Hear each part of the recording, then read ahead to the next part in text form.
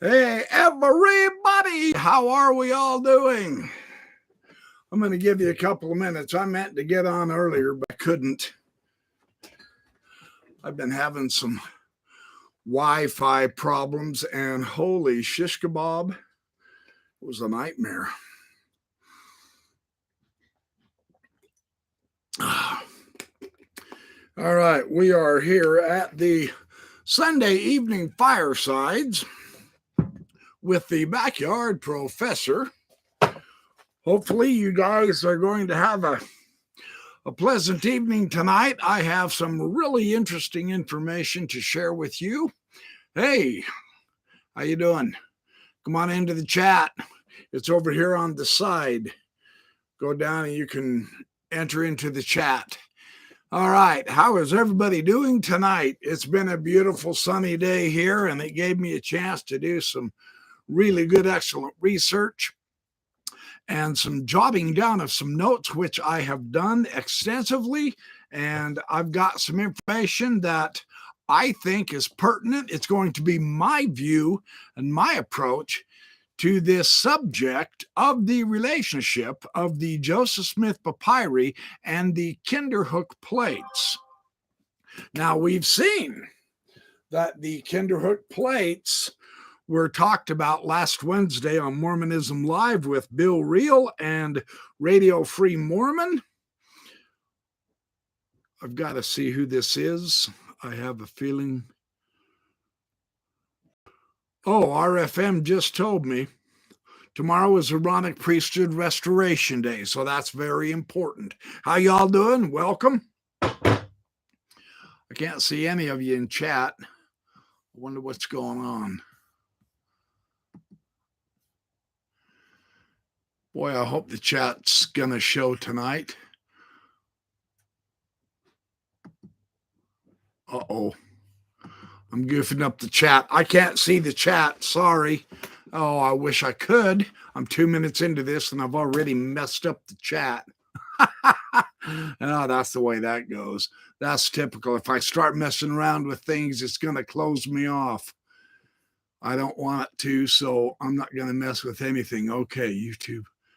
Yeah, no way. I'm not going to touch that. Okay, I'm not going to be able to see the chat tonight. I apologize if I don't say hi or interact with you. It's because I can't see the chat. Hopefully this will record it. I'd like to see what's going on. I wonder why the chat's not live. Anybody want to call me and tell me how to do this? You can. Expand menu. Man, if I do that, I'm afraid it'll goof me up. Okay. A lot of information to share with you tonight. I'm going to go ahead and just record this, and we'll get on with the agenda. So, this last Wednesday, we saw the discussion with Radio Free Mormon and Bill Reel on the Kinderhook plates and the significance of Don Bradley's excellent materials on that. And that got me to thinking, I have done I think I've done 18 podcasts, 18 live sessions now on the Joseph Smith Papyri, getting clear on the Joseph Smith Papyri, which is so important to do, which means understanding the relationships of all the different documents. Remember, we have 4 folders. The valuable discovery, which Joseph Smith himself signed, right? The alphabet. Then you have the bound grammar and alphabet of the Egyptian language. And then we have the translation manuscripts of the Book of Abraham. So a little complexity, but nothing too major. So we understand all about the papyri, and there's a live chest button in the middle we press to see the comments. I don't see that.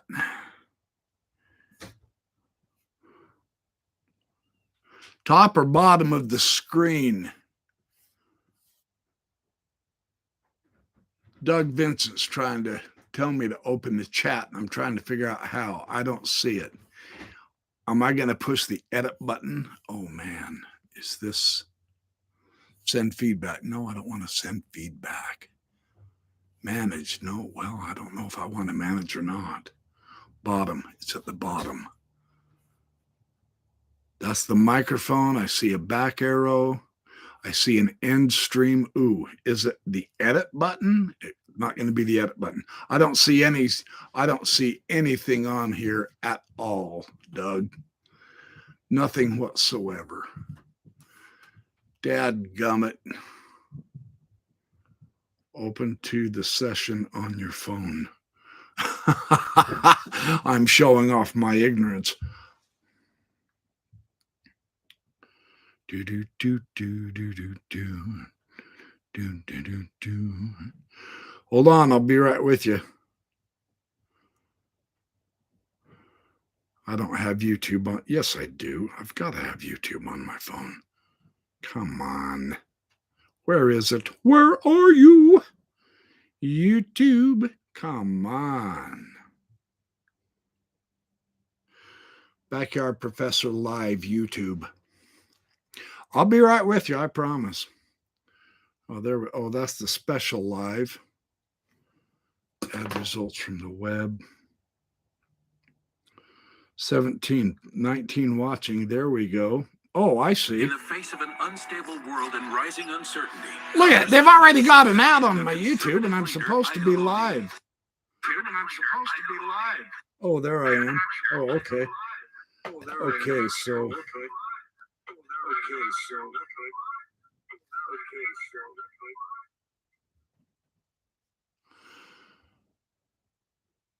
All right, there we go.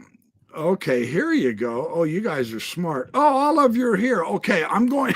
Sorry, my skills at electronics really suck. 7 minutes of goofiness. All right, excellent. Morning to y'all. Ruth Smart, Lamb Chop, Doug, Vincent, Teresa Pittman, all of you. I hope it records on this session. That's going to suck if it doesn't. I don't know why it's so dark. Oh, well. Okay. Tim Rathbone. Uh-oh. Is it echoing? Paul Osborne. I'm going to hold this aside. I will talk later with you on the chat. Is there any more echo? Hopefully there's no more echo. Let me know. Sound is fine. Okay, thank you. Man, I'm telling you, it sucks to be handicapped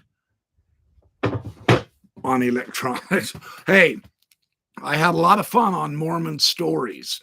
I really did. That was a ball to do. I saw a lot of you there. I appreciate your support.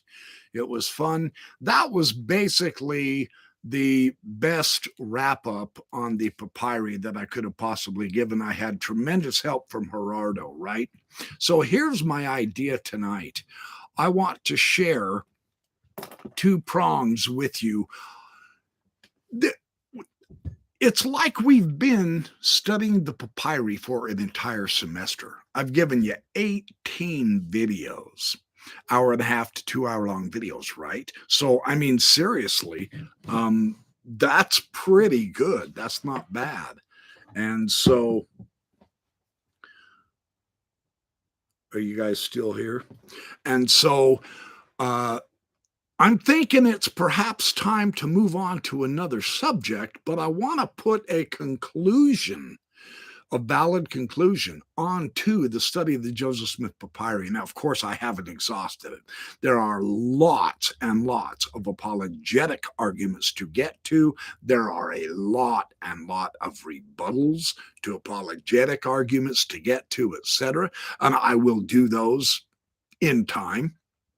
But what I wanted to do basically is let's get clear on this subject. And now that we're somewhat clear, I want to give it a good conclusion, the kind of the capstone of the arch. And I was talking to RFM about it, and he agreed. He said, that is a great idea, truly. So we have noticed that when the apologists speak on this subject, when they approach the idea of the implications of some of what Joseph Smith said, maybe something Oliver Cowdery said, right? Maybe there was a declared revelation on a completely separate subject that ties in with this subject. Information on the papyri, new Egyptological translations and ideas, new thesis being written on either books of the dead or books of breathings, new conferences, etc. All of this information upgrades us, updates us. But I wanted to give you a really solid foundation. Hey, Patty Cake. Thank you, T.O. I appreciate it. Thank you, Teresa Pittman. That was fun. Mormon Stories was epic. 8,400 views. Wow, that's astonishing, huh? No, you didn't fail the class, but I will give more classes anyway. Okay, here's my idea. I find I find two really important conclusions that the apologists refuse to come to. Now, this is interesting because I believe in some instances, they know what the conclusions will be, but they refuse to go that far. And my first one, of course, and I gave an entire video on this, but let's realistically just briefly recap this. Sincerely, the theme is biblical provenance of the papyri. Man, that just can't work.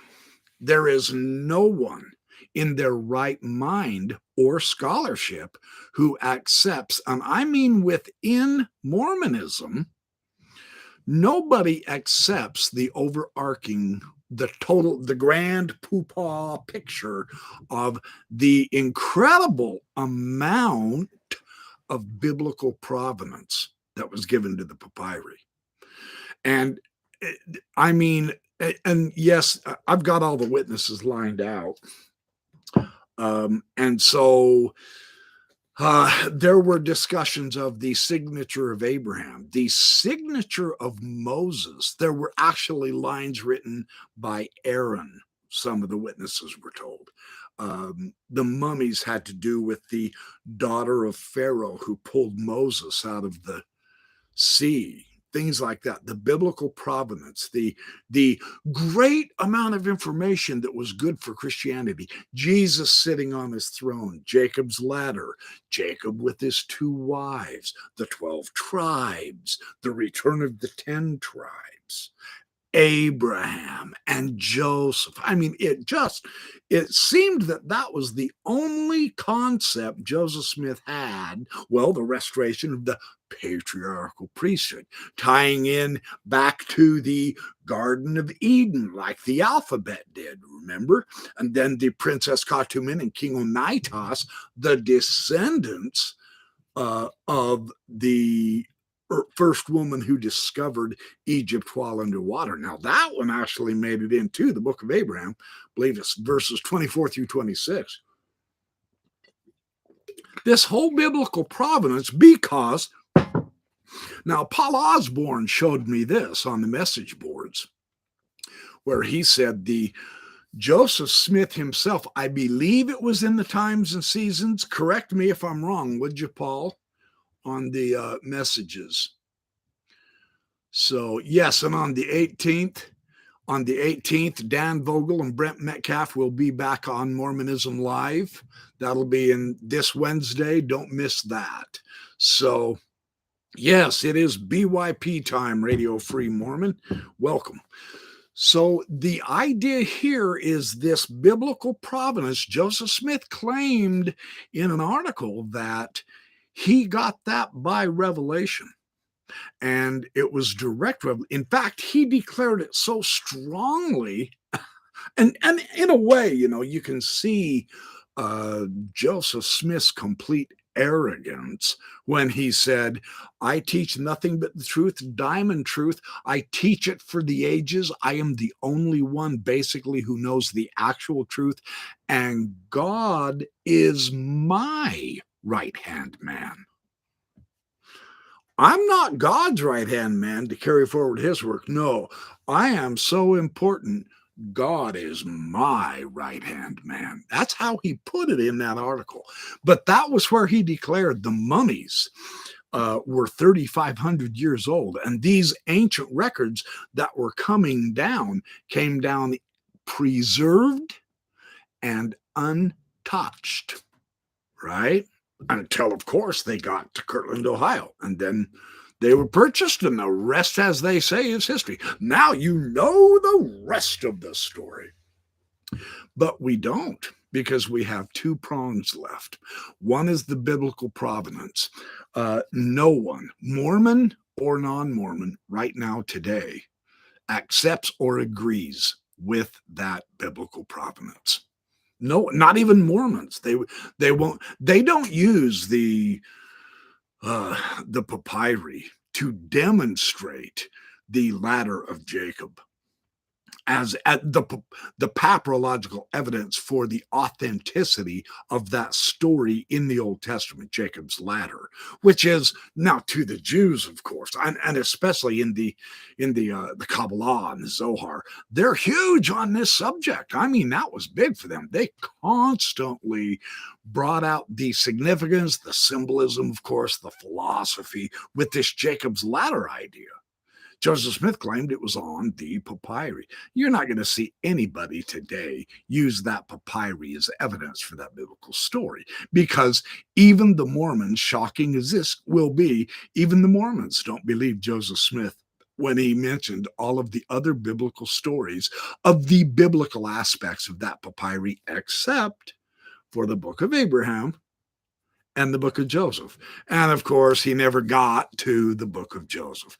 Dadgummit, he was too busy. Wouldn't that have been fun? Wouldn't it be fun if Russell Nelson would look into a hat with the seer stone, or pull out the Urim and Thummim and translate the book of Joseph?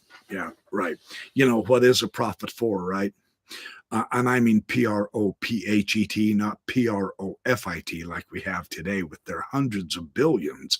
I mean a real biblical prophet, right? So this theme fundamentally destroys Joseph Smith's Book of Abraham claims.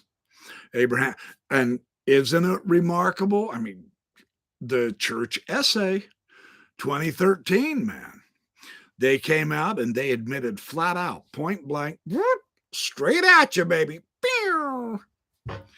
Abraham's not in these papyri. You can't find his name. There's nothing.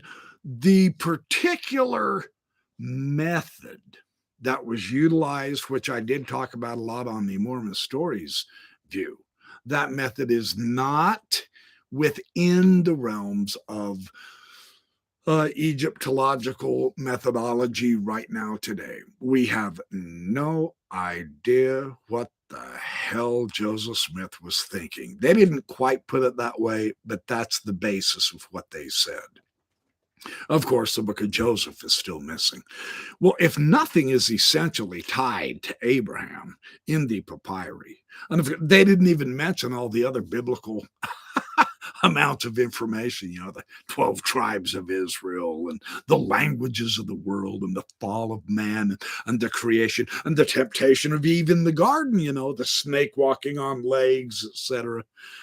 You don't see anybody in church using that stuff as evidence for the Bible. They don't believe that. So all of this goes to show you, and the age, of course, the age is all whacked out. I mean, that's Looney Tunes.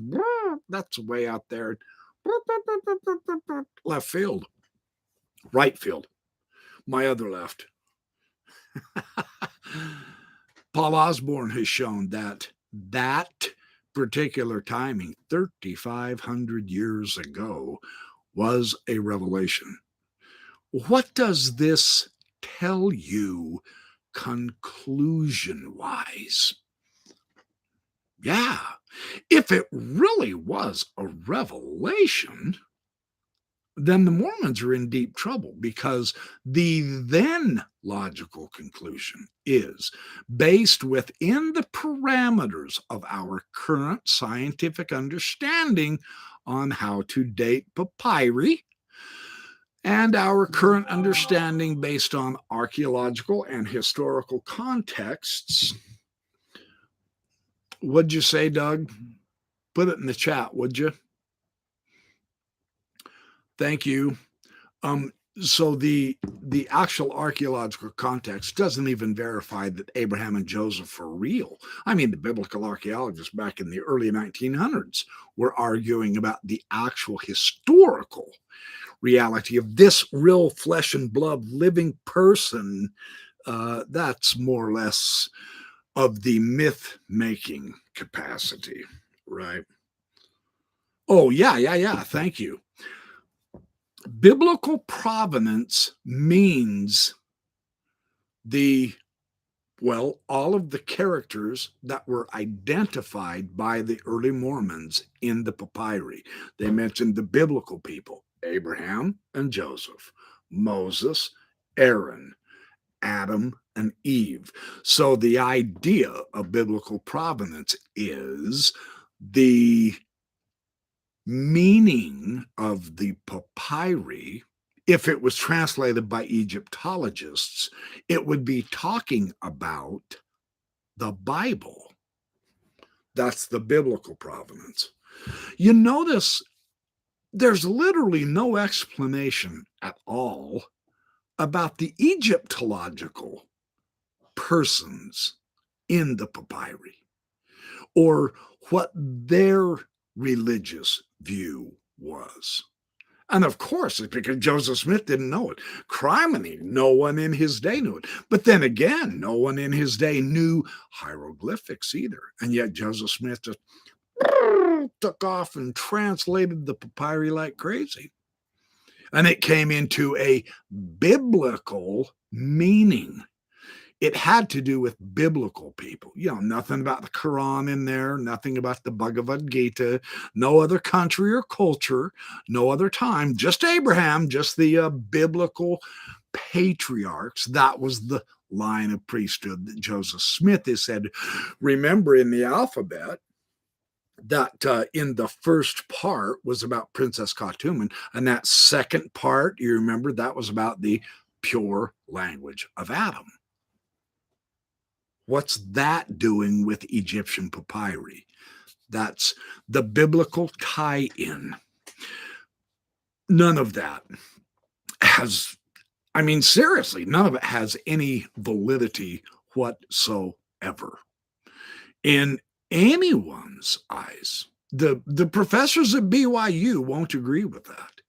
And it doesn't matter if they're the ancient history professors, or even if they are the Egyptologists, or if they're actually the religion professors will, because they have to come to some sort of a faith-promoting conclusion. They will focus mostly, of course, on Abraham because of that cool doctrine of the premortal existence, and perhaps Moses with his vision of the entire earth, and I saw every particle of it, things like that. But none of that is in the papyri. This book of breathings is about the owner of that roll, whose name was Horus. It's the book of Horus, the book of breathings of Horus.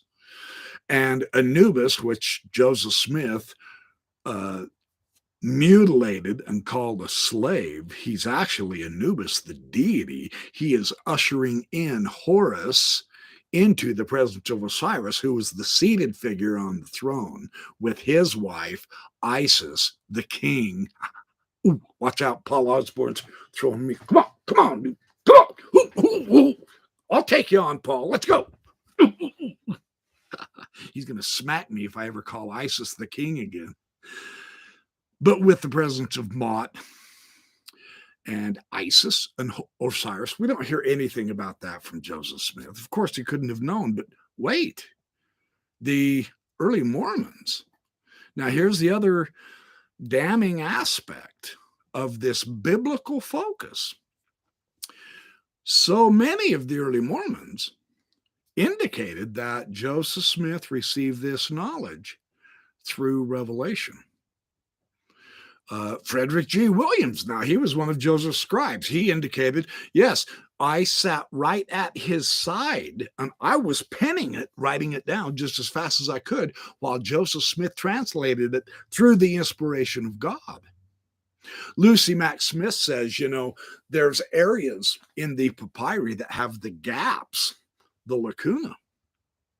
And when Joseph Smith got to those parts, he would put his face in the hat. Do I have a hat? I don't right off. He would put his face in the hat and the revelation would come to him and he could read the hieroglyphs that were there before those gaps by revelation. That's his own mother, And Wilford Woodruff claimed the burning in the bosom. They were thrilled to death when they got these documents, these artifacts, because it brought ancient Israel, again, the Joseph Smith interpretation of the Egyptian religion, he put in the wrong culture at the wrong time and the wrong place. He went to Israel and not Egypt. But it put him in that line. And that was the main line he wanted to be put into. So he completely transformed the actual meaning of that papyri into something he was much more comfortable with knowing and understanding. And so the breathing primitive whore, yes. That's a good way to put it, Tio. Yeah, the conflating of biblical imagery with Egyptian imagery. Yes, he has. Paul Osborne has told the church to apologize for bastardizing the ancient Egyptian religion and desecrating their gods. He gave a very powerful presentation when he showed that Christ statue without his hands. What if people started defacing the Mormon Christ? How would that make Mormons feel? That would probably offend them pretty badly. Well, tit for tat, So that's the basis. So the other second prong was discussed by Radio Free Mormon and Bill Reel on the Kinderhook plates. And I want to just briefly recap why those are the second prong for one reason or another. The conclusion to the biblical materials is God himself didn't even know what the papyri were about. If all this knowledge came from God and the Holy Ghost was testifying to hundreds and thousands of people, then my proposition is the Mormons don't know how the Holy Ghost works. The Mormons, given the information that we have of what they have described as the Holy Ghost, being the second comforter, being the one who brings all things to your remembrance, etc. Given that definition, the Holy Ghost being one of the Godhead, and of course the Godhead is all one. They are united in knowledge and goals, etc., as the apostles have always taught. Then given that definition, based upon the principles we understand now about the papyri, we've dated them to the Ptolemaic times, 300 to 100 BC, not 1700 BC like Joseph Smith did. Then you have one of two choices that are very, very difficult to make. And this is where the apologists refuse to go. And who can blame them? I mean, come on, who can blame them? You can either say God didn't know a thing either, or you can say Joseph Smith was a complete fraud. He was a con man. He was lying about the whole thing. And he was being very deceptive, which honestly, there isn't much of any other conclusion we can come to just on that issue alone. Now, I use that issue to argue against the apologetic tactic of their intimidation that, well, if you're going to validly get into this subject, then you must know several foreign languages. You must know many ancient languages. languages. You must have read all of the apologetic scholarship, and you had to have read all of the Egyptologist stuff, etc. You don't need any of that if you understand the idea that today's knowledge based on scientific testing of ancient texts, the age of papyri, that's a pretty solid scientific analysis way to do it. We know those papyri were not in Abraham's day. Now, Don Bradley on the Kinderhook plates, he says one of the coolest things about the Kinderhook plates is, with hindsight now, we know that those Kinderhook plates were forgeries. Fulgate told the truth. He said he poured wax over it, and then he carved the figures in the wax, and then he used acid to etch those characters in the Kinderhook plates. Well, through spectroscopic analysis and microscopic looking at the real fine details, it was acid laced. So we know that Fulgate did it. They are modern forgeries with the hindsight of scientific information. Same principle with this papyri, with the hindsight of scientific analysis of the age of the papyri itself, the writing styles, the types of information that the rolls had on them, the manner in which they abbreviated from the Book of the Dead. Now, the Book of the Dead was the earlier Egyptological materials written about their religious beliefs. It was earlier than the Book of Breathings. Through time, they found ways to cram that down into less and less and less materials into a easier way, so that once you got done with the putting the essential materials into the Book of Breathings, then you could just roll it up and put it on the breast of the mummy, and the mummy could take it with him into the coffin. So based on all of that type of scientific analysis with hindsight, we can state uncategorically that Joseph Smith got it wrong. Yeah. So if he did receive this information by revelation, then God got it wrong. And that's not where apologists want you to go to. But give us any other choice. The beautiful thing about Don Bradley and Mark Ashurst McGee's study on the Kinderhook plates is they not only demonstrate the modern materials, demonstrate without question the Kinderhooks were forged. They were fakes. Joseph Smith, did he get fooled into translating the Kinderhook plates? No, he did not. Not all of them. But there was one particular character on one of the plates that Joseph Smith looked at, and he said, what if I was to go back and look into the Egyptian grammar and alphabet book that I worked on so hard to translate? And what if I look in the Egyptian stuff? And on page 2 of the alphabet, he found it, the ha-e-oop-ha character. And it was basically the same shape. It was I'm doing this very professionally with good graphics. Oh, you can't even see that. Oh, for Pete's sake.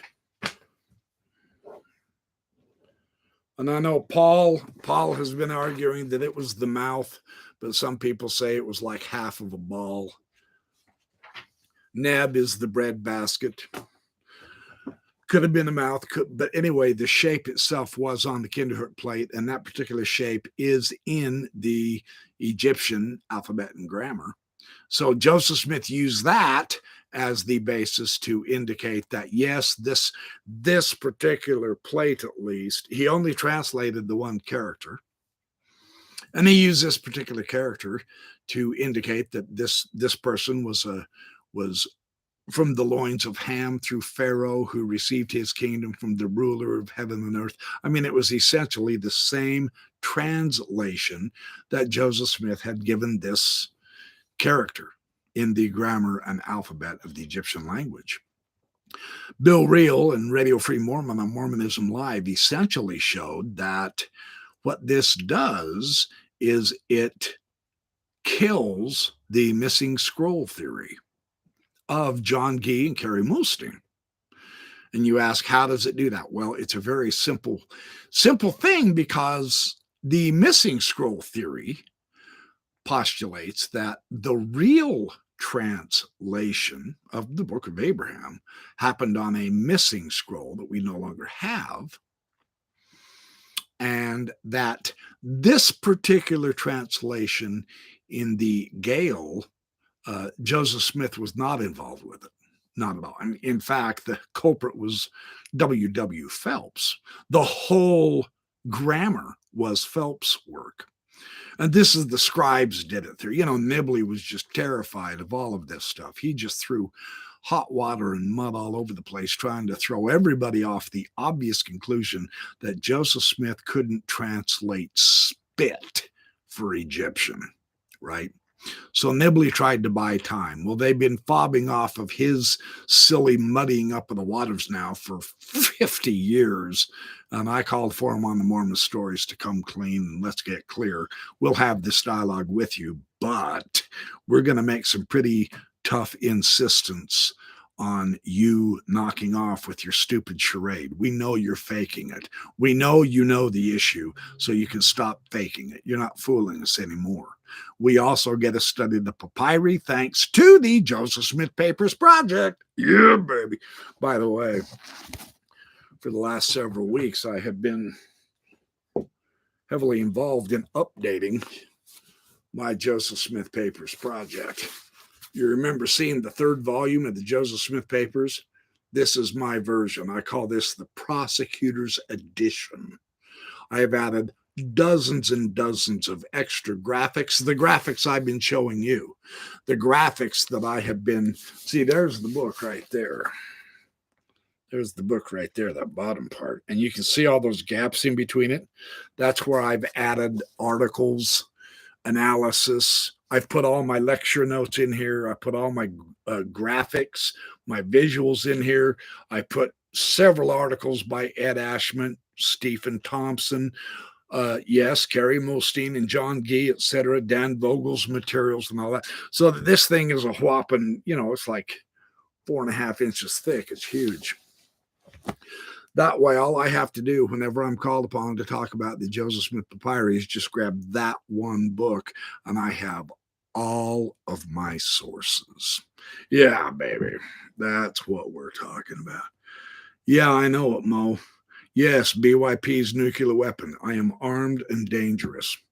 There's no question about it. Well, I'm dangerous anyway. Probably to myself. It's like when I say when I practiced nunchucks, I got so dang good with nunchucks, I got dangerous to myself. I bruised the heck out of myself using them. Smack myself in the head. So the Kinderhook plates issue is that they destroy the missing scroll theory. Why? How do they do that? Because the theory indicates that Joseph Smith is not responsible for the grammar and alphabet. Now, of course, we know that he dictated the translations to his scribes who were writing it down. And through this dictation process, Joseph Smith was taking the lead. It was his work. We know now he was intimately involved with all of with the Katumin, the valuable discovery. He actually signed that. It was valuable to him. He was identifying the mummies he had with him and the alphabet. And then the alphabet is an expansion into the grammar. All of that was on the right-hand side of facsimile number 1. You remember that? Yeah. In fact, my very opening shot in my book, if I don't have a ton of time to take 3 months to read all this material to my Inquirer, my opening shot is that picture right there. And that is, oh, there we go. That's even better to see. That is the entire argument in summation form graphically. It is on the right-hand side of facsimile number 1 where we get the alphabet from. Once he got done with the alphabet and the astronomy up there in that green little square, and then the signature of Abraham down in that other column, then he moved over to the left-hand side of facsimile number 1 into here, the Book of Breathings, and he put those characters in the margins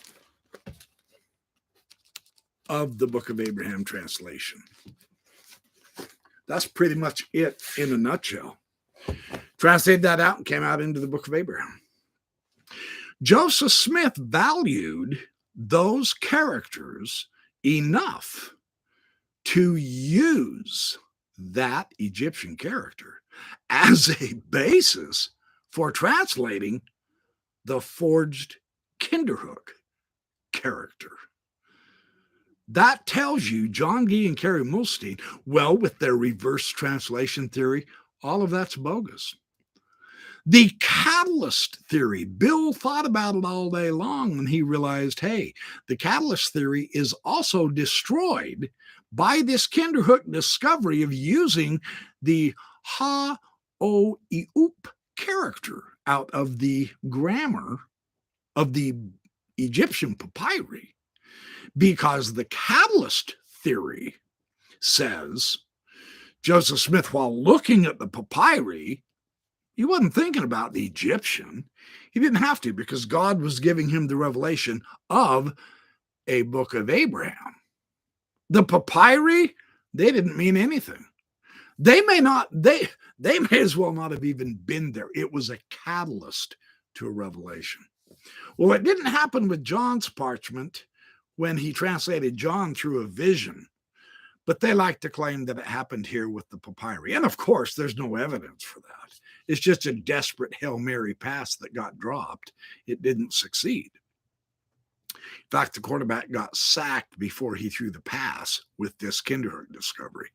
So that destroys the catalyst theory as well, because Joseph Smith himself was using this glyph in an actual normal translation method of comparing the glyph with what was on the Kinderhook's plate, right? That's what a translator does. It shows Joseph Smith was involved with it. It showed this was the authoritative source. So it's a very interesting 1-2 prong. And the way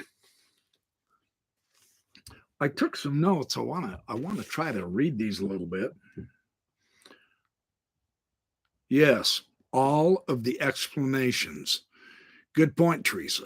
All of the explanations are destroyed. Hey, tell me something. Tell me something if I put that right there. Do you hear an echo at all? I tried to turn my sound down on my phone so that there's no echo. Let me know. This way I can read.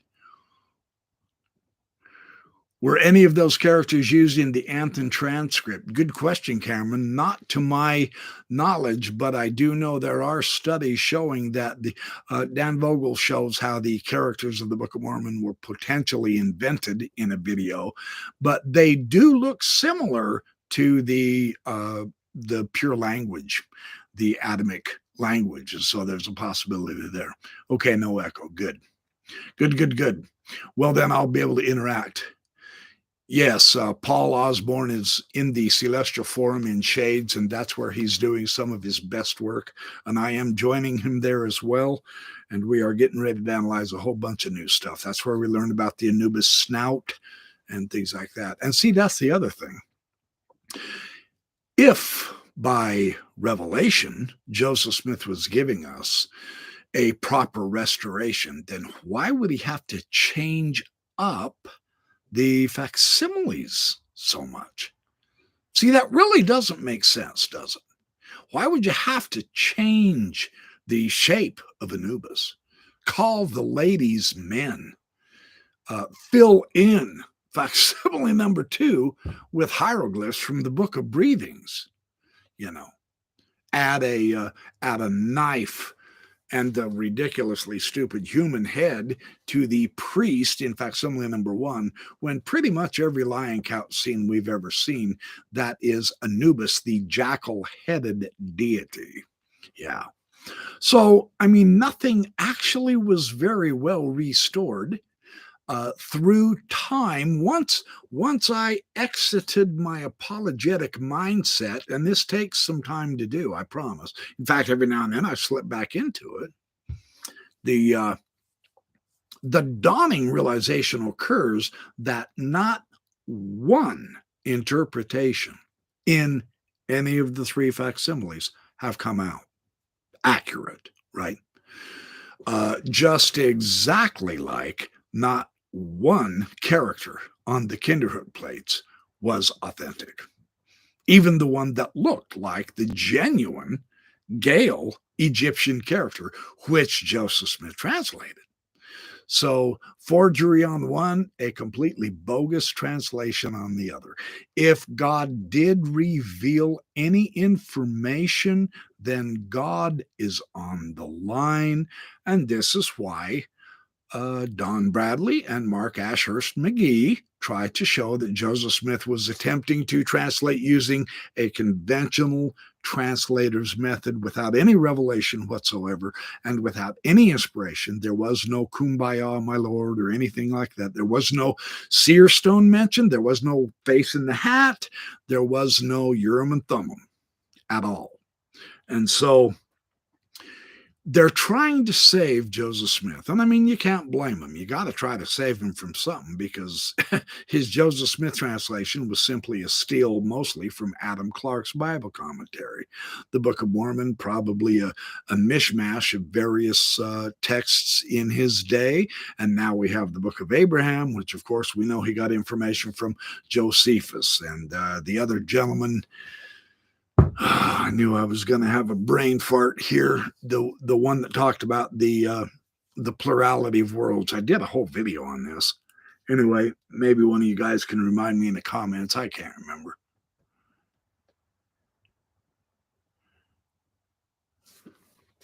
So, in solving this mystery of the Kinderhooks, we get a much larger conundrum, and that is the problem with the Book of Abraham. Now, all of this is interrelated. I think Bill Reel made a stunningly powerful point that I want to reiterate again. For those of you who missed the Mormonism Live, you really ought to go back and watch it if you can. He did mention, and this is toward the end of their fabulous show, where Reel said, now look, the apologists seek to control the narrative in this respect that they want everything studied and analyzed in isolation. They want you to, categorize everything. In this slot, we have Book of Mormon. Now, over here in this slot, we have the Book of Abraham. And over here, unrelated entirely, we have the Kinderhook plates, etc. And they don't want to recognize any overlap between those. But if history is an ongoing flow of events, we know it is from our perspective, and that the events can be related as well as interrelated, then we do need to assess the significance of what happened with the Book of Mormon and the gold plates, as opposed to what happened with the Book of Abraham and the papyri, and bring in the idea, the theme of the Kinderhook plates. And in all of these, including the Joseph Smith translation of the Bible and his biblical revelations, that's where we get the Book of Moses, D&C 132, right? The polygamy chapter. So all of this has to have interrelationships. And by keeping that in mind, rather than studying them in isolation, and if we solve every single problem here, then that means there won't be problems over here in this particular area of Joseph Smith's scriptures or cosmology, etc. That's an artificial way to look at that. And, I can't help but agree entirely with Bill. His point is very powerful because nothing is done in isolation. And actually, all bits and pieces, parts really do kind of cross check, contradict, go against the grain, butt heads. They either explode or implode in logical paradoxes, problems. And when you try to take some of this stuff to the conclusions, then it gets very tricky that way. So this theme of the Kinderhook plates, I just wanted to touch a couple of highlights. I've written this out as like 8 pages. And I'm already at an hour, and I wanted to talk to you a little bit, but yeah. Now this is very interesting. We see the determination, the desire for Mormon scholars to hang on to the theme that regardless of whether the translation came by revelation or just a conventional standard translation, etc., regardless of whether Joseph Smith actually translated a forged character on a forged archaeological discovery, or whether he mistranslated an Egyptian character. It doesn't matter, because Joseph Smith's belief that the Kinderhook plates was genuine could be used to argue that he was a true prophet.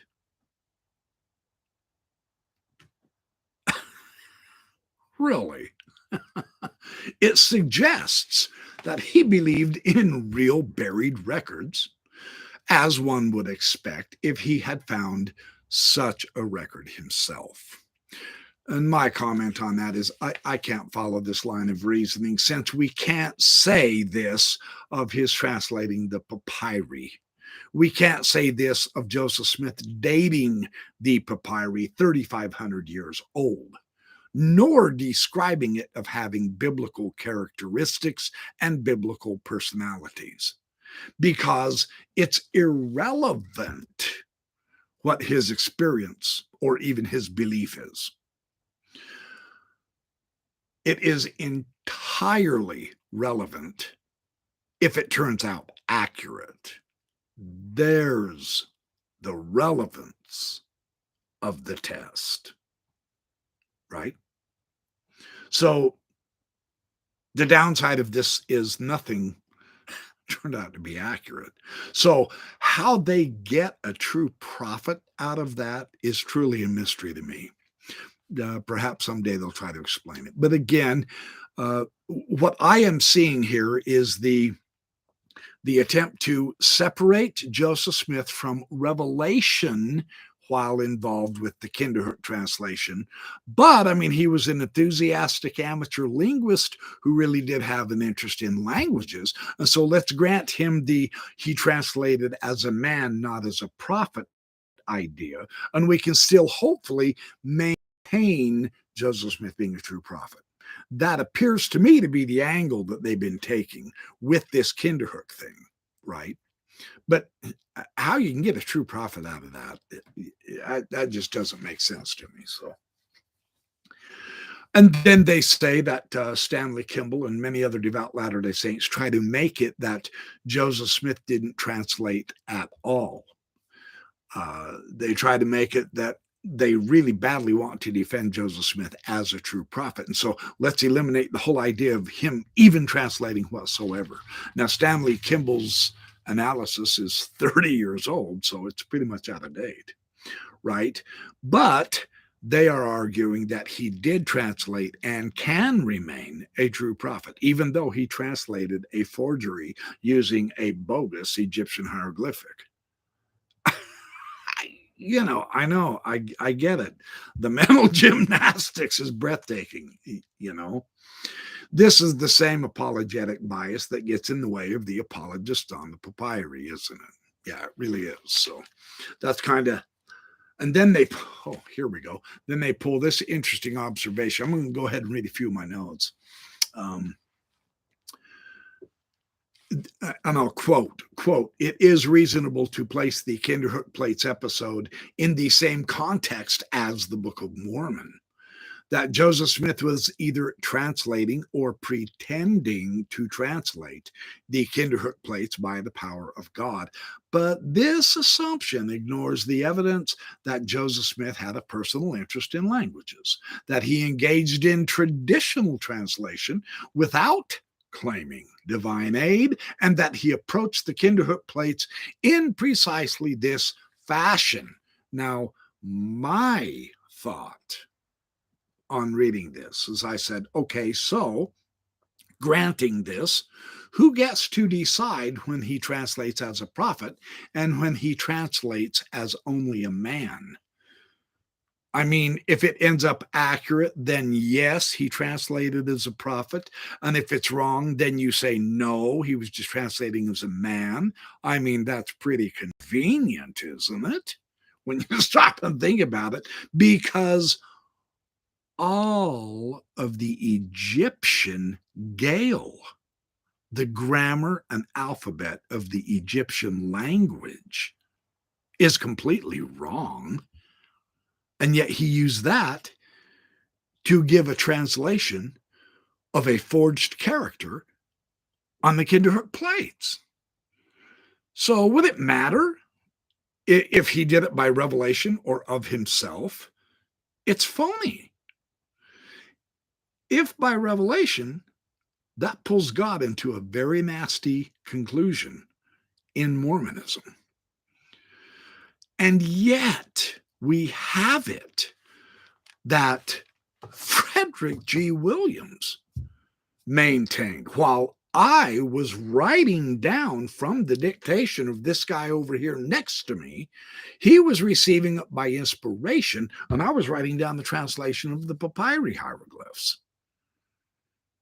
And Wilford Woodruff claimed the Holy Ghost gave him a burning of the bosom, testifying to him the truth of the translation of the Book of Abraham.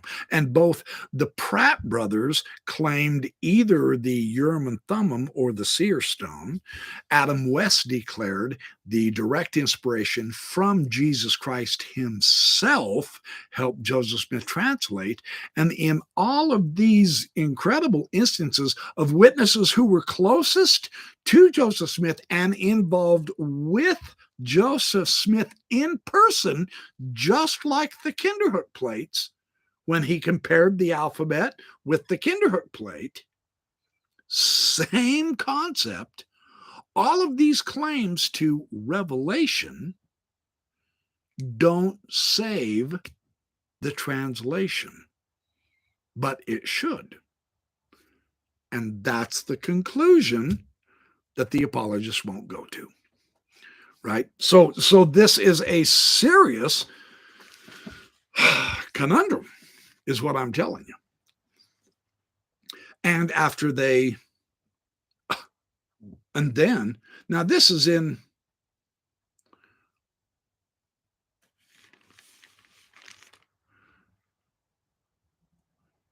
anyway, wait a minute. I could have swore I wrote this down. I think this is in their paper that they wrote together, because I'm listing this is in their paper. The Joseph Smith Papyri, and the Kinder. President Smith has translated a portion, Solving the Mystery of the Kinderhook Plates. No, that's his fair discussion. Joseph Smith and the Kinderhook Plates, that's their paper, sorry. I'm not trying to confuse you, I promise.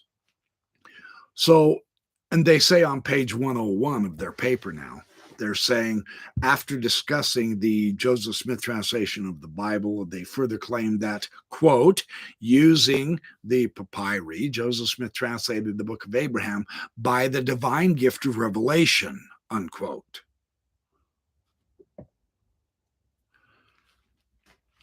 See, they are not familiar enough with the papyri materials.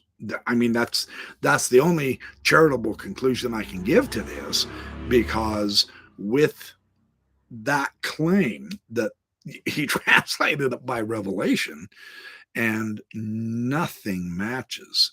Now, here's the catch. Here's the deal, to quote Radio Free Mormon.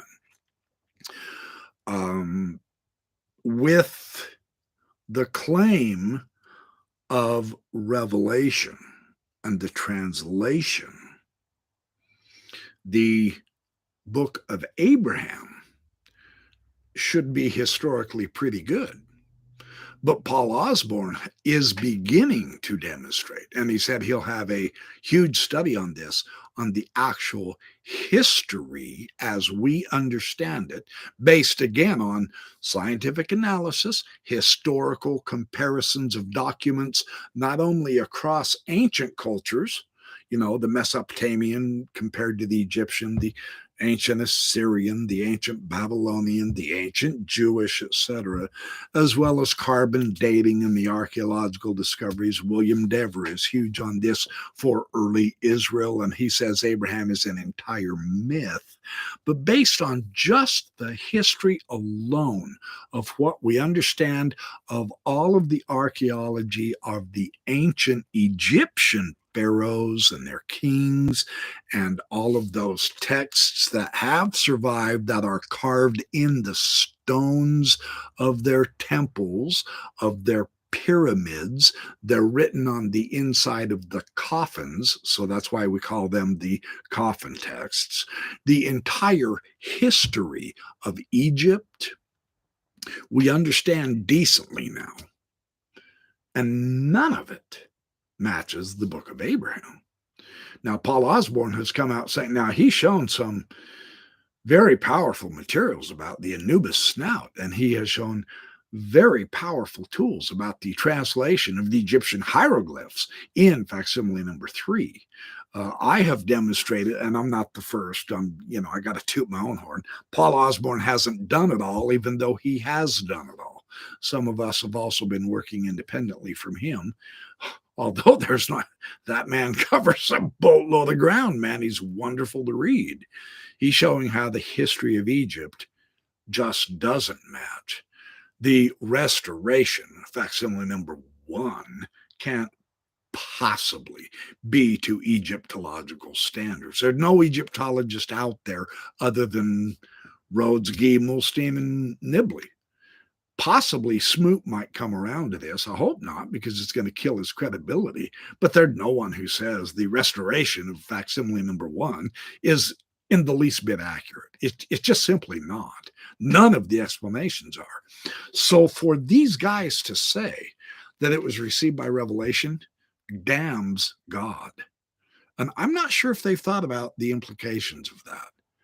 Again, just like we now know with the benefit of hindsight and the use of scientific instrumentation to really know that Fulgate, who admitted later that he was the forger, he described how he did it, and now we can take our scientific instrumentation, test those plates, and sure enough, they are a modern forgery.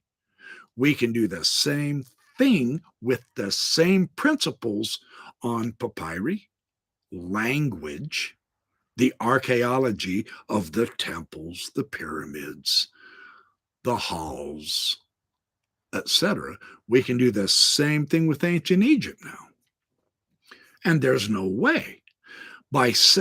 See again the conundrum. You are no longer have the luxury of using that magic word, revelation, to save Joseph Smith. Because what that does now, based on all that we know, thanks to hindsight, see, we've got 200 years of work on it now. We have a much better historical context than Joseph Smith ever could have possibly imagined or gotten revealed by God. Now we know that if you're going to claim revelation, you're damning God. Joseph Smith can't be saved by that approach. And ta-da! What's the final theory they have to fall back on? Catalyst. And it's dead on arrival. It is DOA. Sincerely, they're out of options. This game is over. Checkmate, apologists. You've lost. Now, of course, they don't believe that. So they're going to keep spinning their yarns, and they're going to keep trying to muddy up the issues. I just recently posted, I was going back through some of the old archive materials, and back in what was it, Dan? You just saw my post. Dan Vogel's here, I think, 2010 or something like that. Back then, when Kevin Graham was still arguing with Wade England and William Shriver and his ridiculous cipher theory, and Dan Vogel was there and Brett Metcalf was there. Every now and then, Daniel C. Peterson peeked in and said something really stupid, and then got lambasted and destroyed and tucked his tail between his legs and ran like a dog that got whipped. But Vogel and Graham and a man named George Miller, who was a very good student of the Kirtland Egyptian papers, the grammar and alphabet of the Egyptian language. Every one of them tried to show the apologists that you're muddying up the waters by claiming that the Egyptian alphabet, you remember what that's about? Khartoum. The first part is about Khartoum and the royal line. The second section was the Adamic language. The third section was the Garden of Eden. The fourth section was the astronomy. All of that's in the hieroglyphs on the other side of facsimile number 1. The apologists were claiming that because this source doesn't match the Book of Abraham, then it was a cipher. And of course, they just destroyed England and Shriver. They just wiped him clear out because nobody's claiming that the source of the Book of Abraham is the hieroglyphs on the right side of facsimile number 1. Those were taken from the left side out of the Book of Breathings. And we've got the beautiful evidence when they took the hieroglyphs in sequential order from the 4 top lines of the Book of Breathings, put them in the margins of the translation Book of Abraham texts, and translated each hieroglyph using the 5 degrees of significance and meaning, and through their dissecting and giving different bits and pieces of information of each particular part of each particular hieroglyph, then they translated out the Book of Abraham, but not from the Gale. No one's ever claimed that. See, this missing role theory of Guy and Mulstein is dead. The catalyst theory can't even get flight. It's dead immediately. So this is all pretty astonishing.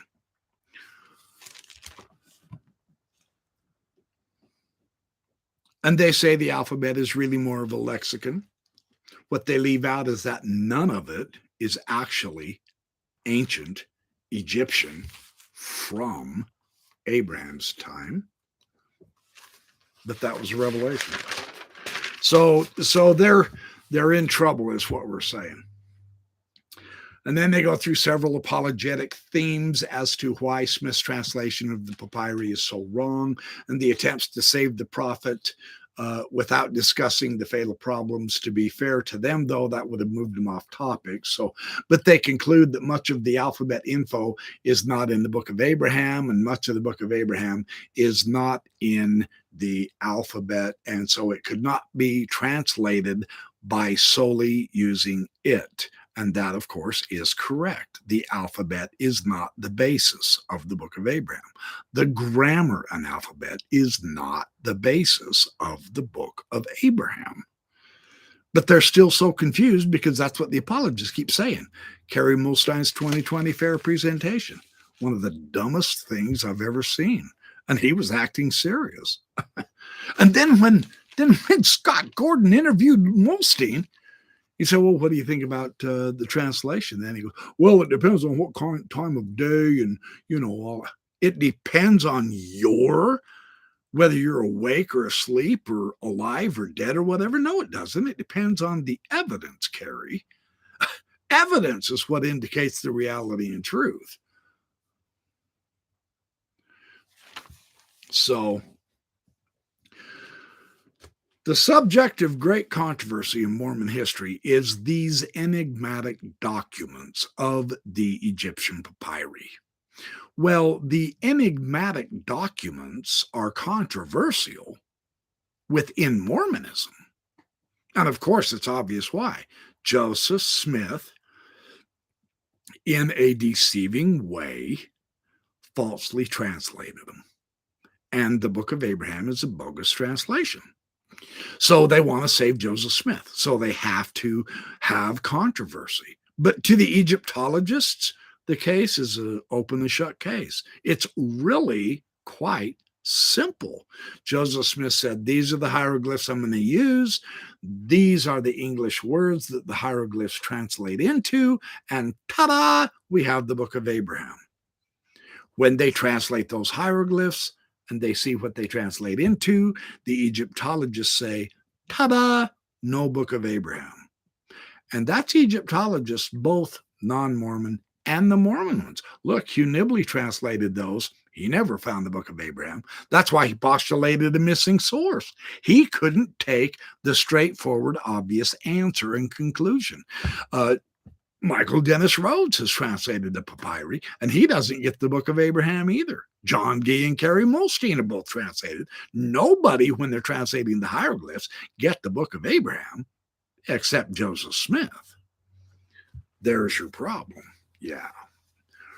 So, and then this was interesting. They show Joseph's study of the Hebrew and the Greek and the Latin and the German.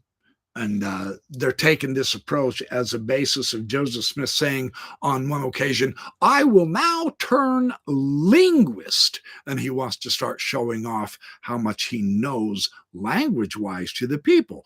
But when he translates out the Egyptian, it comes out gibberish. There really are no genuine Egyptian names anywhere in Joseph Smith's work, in the alphabet, in the grammar and alphabet, in the valuable discovery. Nothing there that they were working on is actual Egyptian, nor in the Book of Abraham translation of the Book of Breathings. So, yeah, he wanted to turn linguist, but that didn't help him. Studying the Hebrew and the apologist tactic of finding the Hebrew parallels to the four gods' names under the lion couch in facsimile number 1. That's a typical standard apologetic snowball tactic. But we don't care what other Semitic languages those invented names identify with. It's Egyptian that we're interested in. Joseph Smith never gave us anything correct on that line. So they try to fool us, and we're no longer fooled. That's essentially what it comes down to. And this was good, too, on page 105, the Charlotte Haven account. She described the actual Kinderhook plates translation issue also. And Bradley and McGee both say it purports to show how Joseph Smith initially expected to translate the Kinderhook plates, and that was by revelation. Now, this is worth emphasizing for another angle yet again. Thanks to the overall historic context of the papyri that I've been talking about, the contemporary witnesses to the mummy in the papyri, and to the Book of Abraham translation, we know that Joseph Smith pushed this context of him getting revelation when it came to translating ancient languages. That's the context he always wanted to prime his Mormon audience with, because it helped them believe in him as a true inheritor, as it were, in the true biblical line of authority.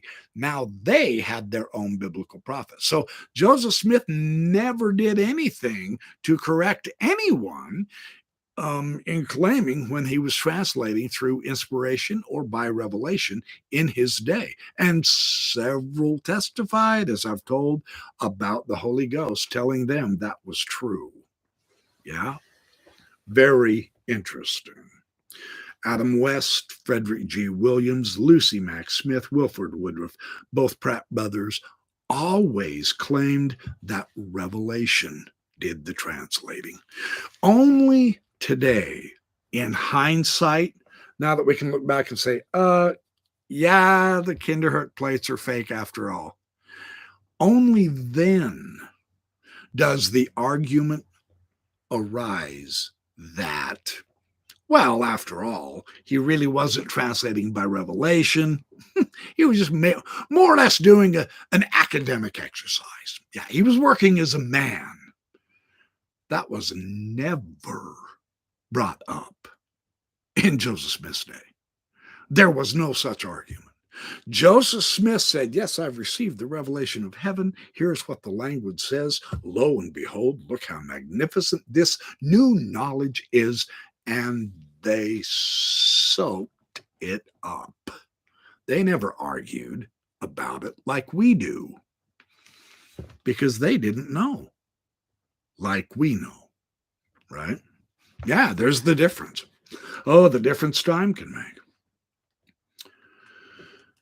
And then on page 106, they talked about the evidence shows this was going on as a conventional translation by comparing the alphabet characters to the Kinderhook ones, a method typical of traditional translation, since the characters were the same. The ha, e, oop, ha character was the match.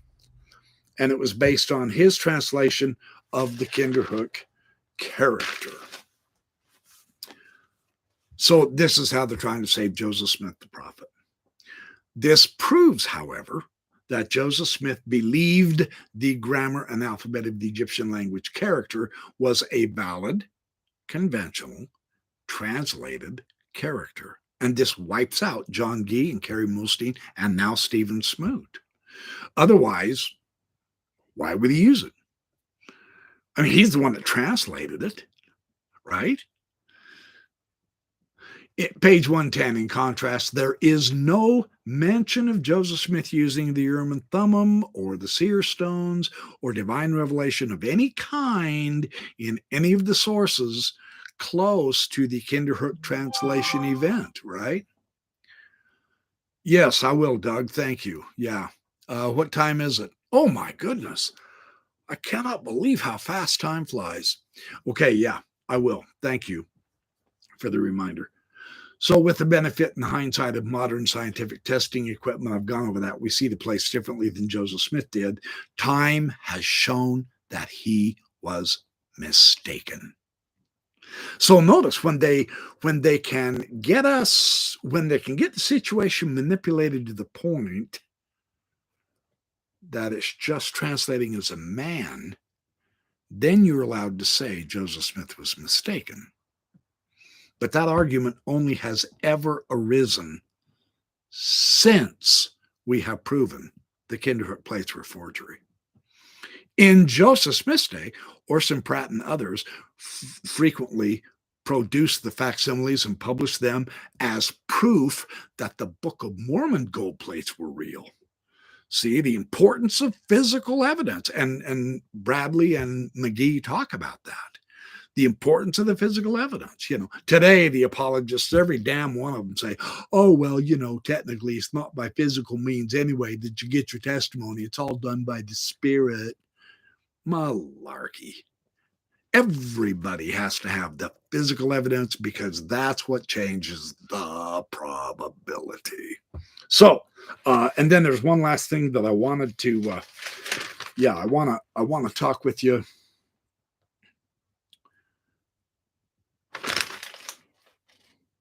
Oh, this is too good to lose.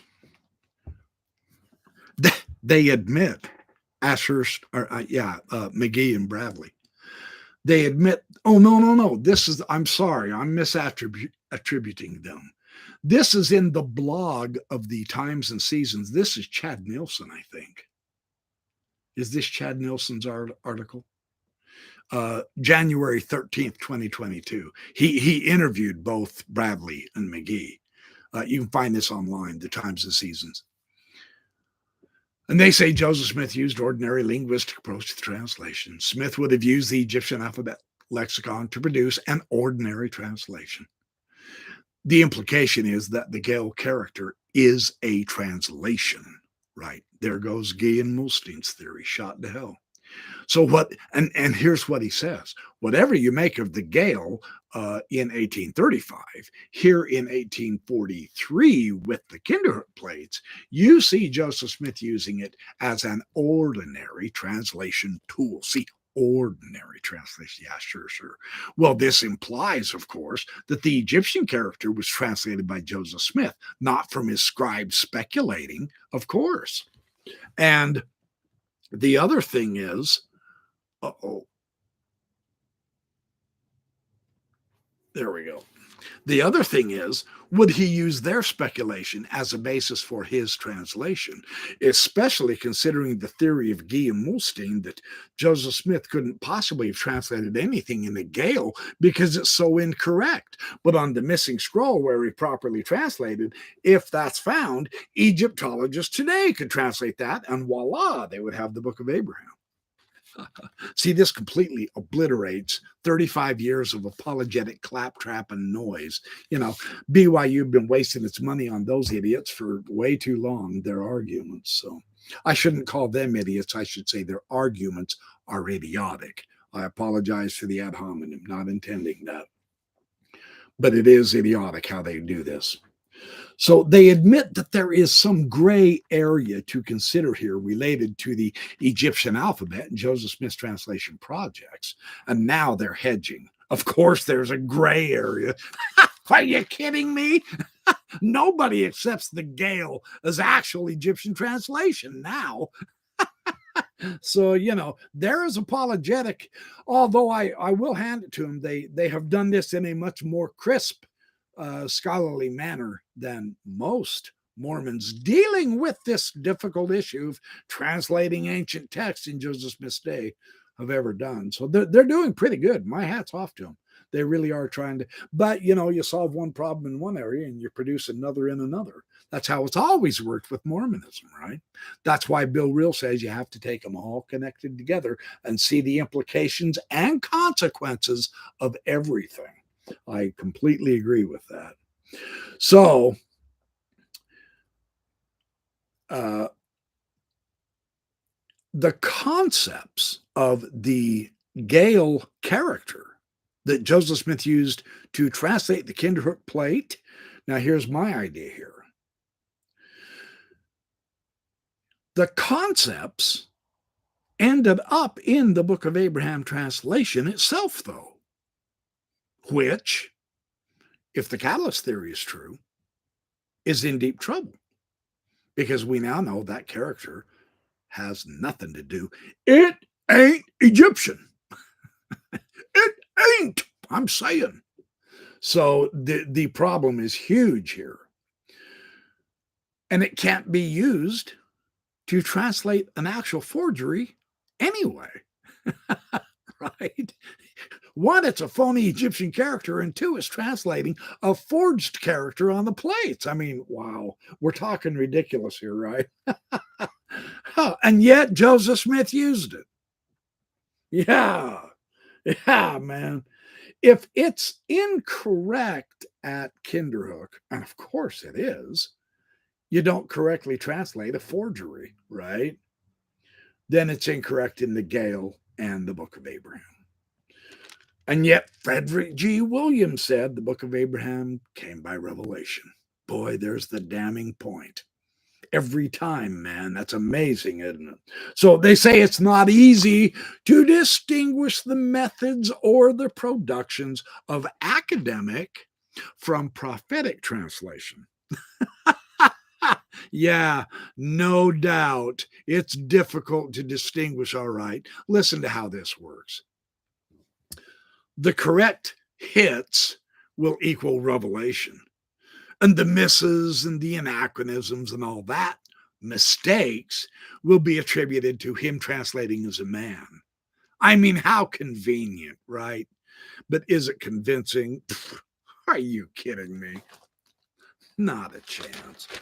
No, that's not how that works. So, and then, rather than a strictly academic endeavor or a curious incident, this is another article.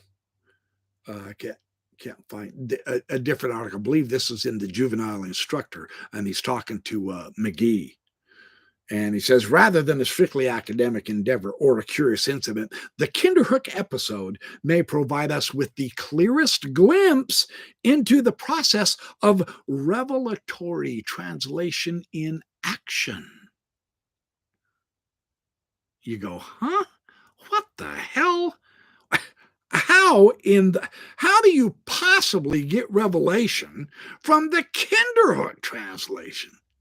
So there are some who still can't get off that boat. You know, they got to have Joseph Smith be a true prophet, right?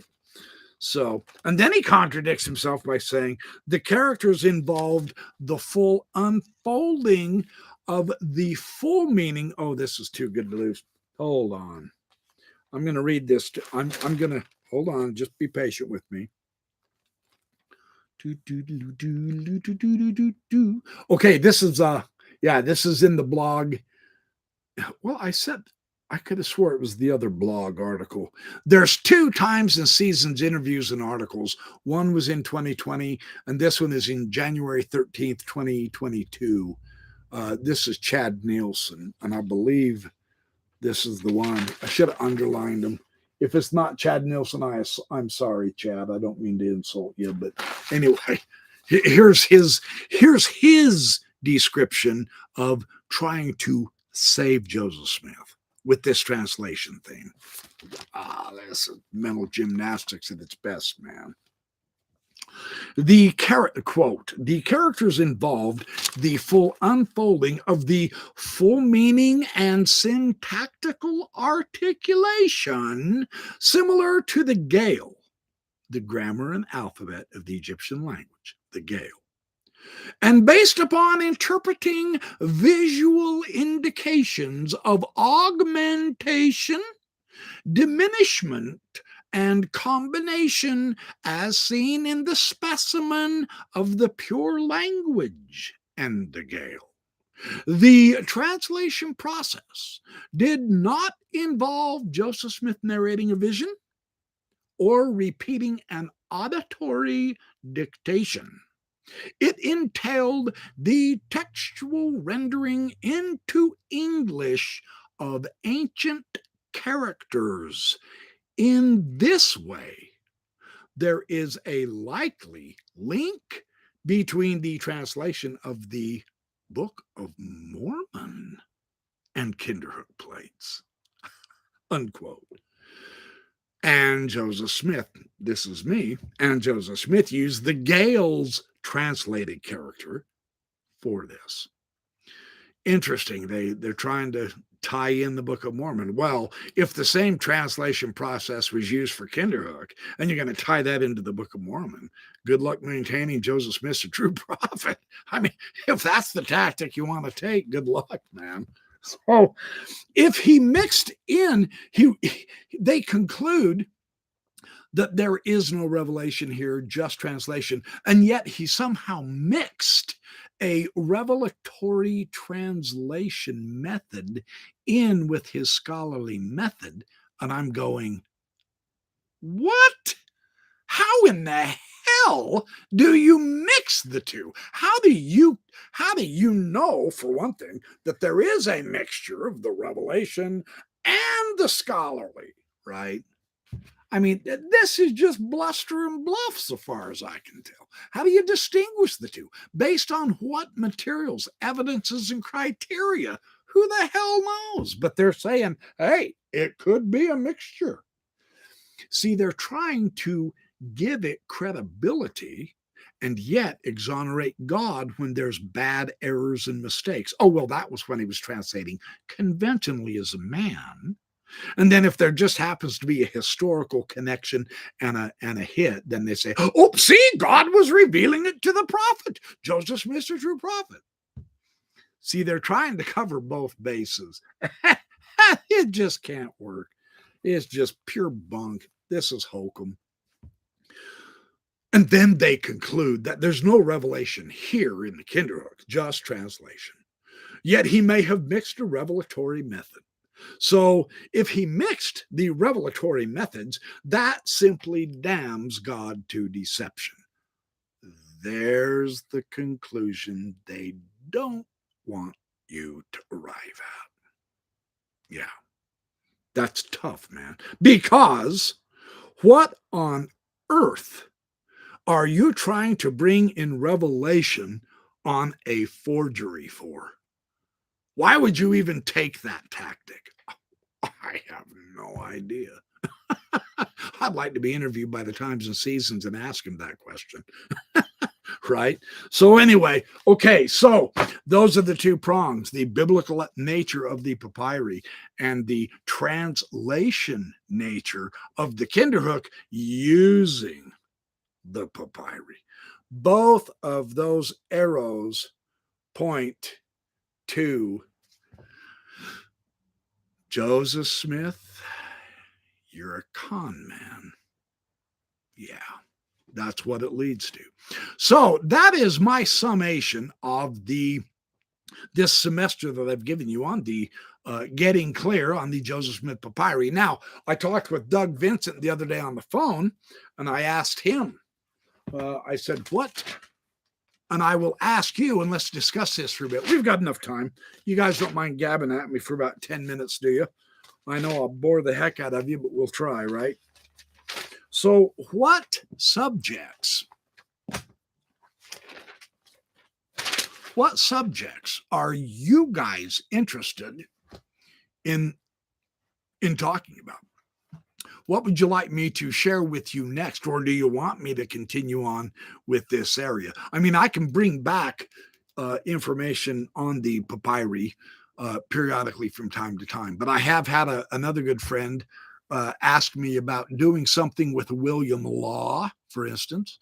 And I have had a few requests of people who have asked, what about Joseph Smith and Freemasonry? Because they were so intrigued by by Paul Osborne's discussion of the motivation to take off Anubis's snout could very well, plausibly and probably, be tied to him being involved with Freemasonry.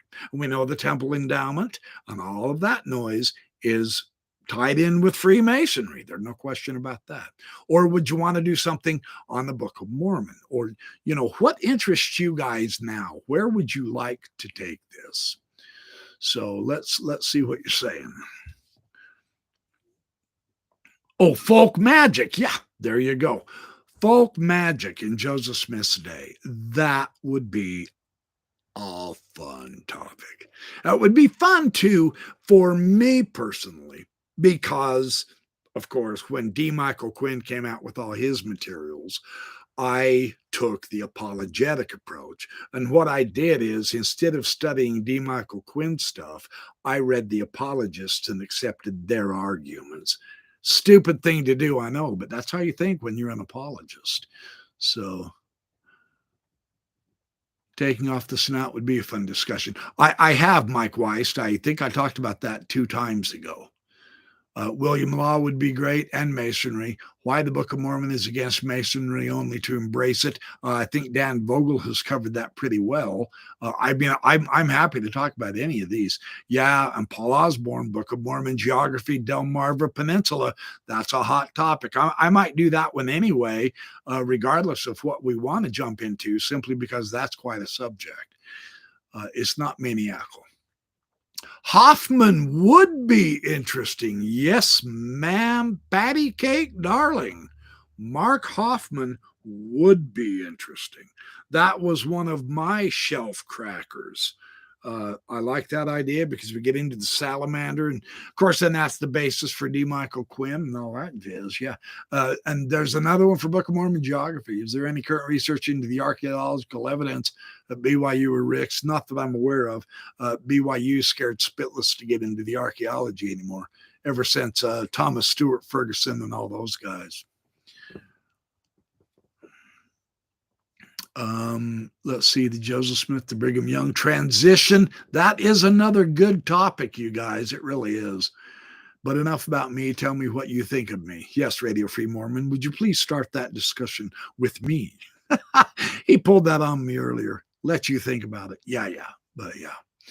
Revisit DNA. Now that's an option too. The DNA topic cannot be exhausted, and that is a great topic. And that would tie in well with the Book of Mormon Geography, wouldn't it? But DNA and Book of Mormon Geography could go really well together, and that is a great topic. I'll write those down. Yeah, Hoffman and Hoffman. Yeah, RFM. Of course, you're terrific. We all love you, man. Brigham Young's son showing that the Book of Mormon couldn't be a hemispheric text. That's interesting. Mormons printing fake money. Go prof. Oh, thank you, Pat. Hey, another one too, though, is, and I just recently learned this. I thought he had left it out and blew it, but Joseph Smith and mushrooms. I might do that on my own anyway, just because I have some wonderful friends who have some sources on that as a basis for some of his revelations. That's not a sarcastic or a joke. Oh, did you? Yeah. Going into Ferguson would be, yeah. What's his name? Here we go. I'm going off camera again. I apologize. I know RFM hates it when I do that, but oh, hey, see? Isn't that fascinating? In Stan Larson, Quest for the Gold Plates.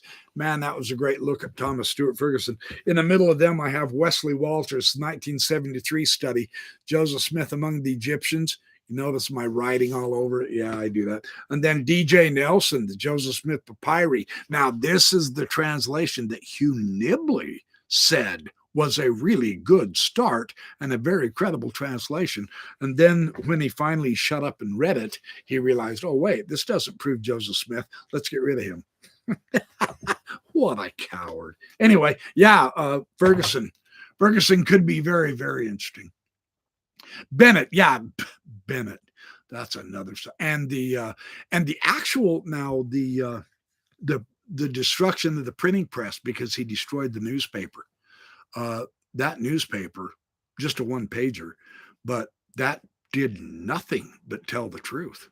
And I didn't realize that as an apologist for 16 years. We were always just, oh, well, it was full of anti-Mormon lies. It didn't have one lie in it. So I've been tempted to do a video on that. So that's quite interesting. Yeah, the mushroom thesis, because I've been studying Carl Rook and Mararescu on the mushroom cult of antiquity, and that is fascinating. I'm well read on that particular subject. I just didn't realize you could tie Joseph Smith into it. Datura could have been Huff Daddy. Yeah, Datura, it could have been. Have you read Roberts' study of the Book of Mormon? B.H. Roberts is also a fantastically interesting study. Yeah, and his study of the Book of Mormon is good. Definitely. William Law is my hero, according to Fine Business Operator. Yeah. Oh, I do believe you're the one that asked about that. I'm going to, William Law, I will look into him. I will. Hey, I'm going to do something on all of these subjects. I keep saying, yeah, I might jump into that. I'll actually do them all. I will, because you guys have some fantastic stuff too. And it's fun to share across the board and try to get some broader implications of Mormon history, as well as the broader implications of how Mormons have manipulated history. That is pretty important to understand, too. Some newspapers aren't very useful. Thank you for that piece of testimony. Build up Radio Free Mormon. May the farce be with you, my brother. Use the force, Radio Free. Yeah, baby. B.H. Roberts would be interesting. The life of Sidney Rigdon. Boy, wouldn't that be fascinating? That would be. Yeah. I'm not that interested in the word of wisdom and its origins, but you guys might be, and that would be fun. John Taylor and hiding the whole polygamy fiasco post 1890 manifesto. Oh my God, that's a nightmare. How they incriminated themselves in federal court and lied. Ooh, that's vicious. Yeah, that's some good stuff. Post manifesto polygamy, it would too.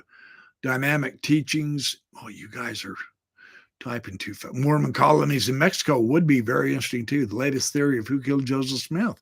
Well, obviously it was Emma. Let's see. I wonder if there are any outbreaks of ergotism in Smith's time. That's true. It was an outbreak in the 1600s, and that's part of the discussion. What about ergot? That very well could have been part of it. Yeah, absolutely. Joseph Smith's first vision can be described as a mushroom trip, not to denigrate it, but as to understand it. There's a lot of people back then who were having their first visions. Dan Vogel's book, The Seekers, talk about that. I still don't know where I put my copy of that. That was one of his best books. I bought that decades ago. Fun read. I wish I could find it. Bulletproof vests at debates. That would be a good topic to discuss. RFM could help me out on that one. Even though I've made a review video of it. Oh, you guys crack me up, man. Blaming Indians for the Mountain Meadow. Yeah, Mountain Meadows is a tough one, too. That might be interesting. Yeah, they perjured themselves in Congress. Absolutely. That's true. Bulletproof vests are superfluous over temple garments. We could talk about the myth of temple garments protecting you, too. That could be interesting. Danites. Yeah, the Danites. Well, Joseph Smith becoming king. That's quite a topic, too. I actually had H. Michael McQuart in my home personally, and he gave me and a bunch of good friends of mine, a lecture on that. And the Joseph Smith papers, I've got the volume, it's one of those behind me, actually described that process, how they became kings secretly, of course. That's anti-constitutional. But remember, Joseph Smith was a true-blooded American. Yeah, whatever. So here's what I've got. Mark Hoffman, DNA / Book of Mormon Geography, Joseph and Mushrooms, William Law, Word of Wisdom, The Succession Crisis. That's odd that God didn't provide a way, because Joseph Smith probably felt like he was going to survive Carthage and make it out to the Rocky Mountains, but and Delmarva, of course, Book of Mormon Geography. Yeah, and the cool thing is I've got a boatload of information and graphics from Paul Osborne that I can steal, I can plagiarize, like Daniel C. Peterson. Whoa! I could be Daniel C. Peterson Jr. Use him as my example, right? Geography. And then perhaps Paul Osborne could take the role of Lou Midgley and complain and carp about it all. Book of Mormon Geography, Delmarva. All right. Yes, I've got that down, Paul. No kidding. See, I've got that down. Book of Mormon Geography, Delmarva. That is a good one. That will be a fun one to do. Porter Rockwell, and that's fun too. Oh, folk magic, of course, folk magic. Mark, that's a slash with Mark Hoffman, Doug. Yeah, folk magic. It would be fun to revisit Mike Quinn. Well, and then you've got, not only Mike Quinn. Where did I put him? I had him just a little while ago. Yeah, right here. Hold it.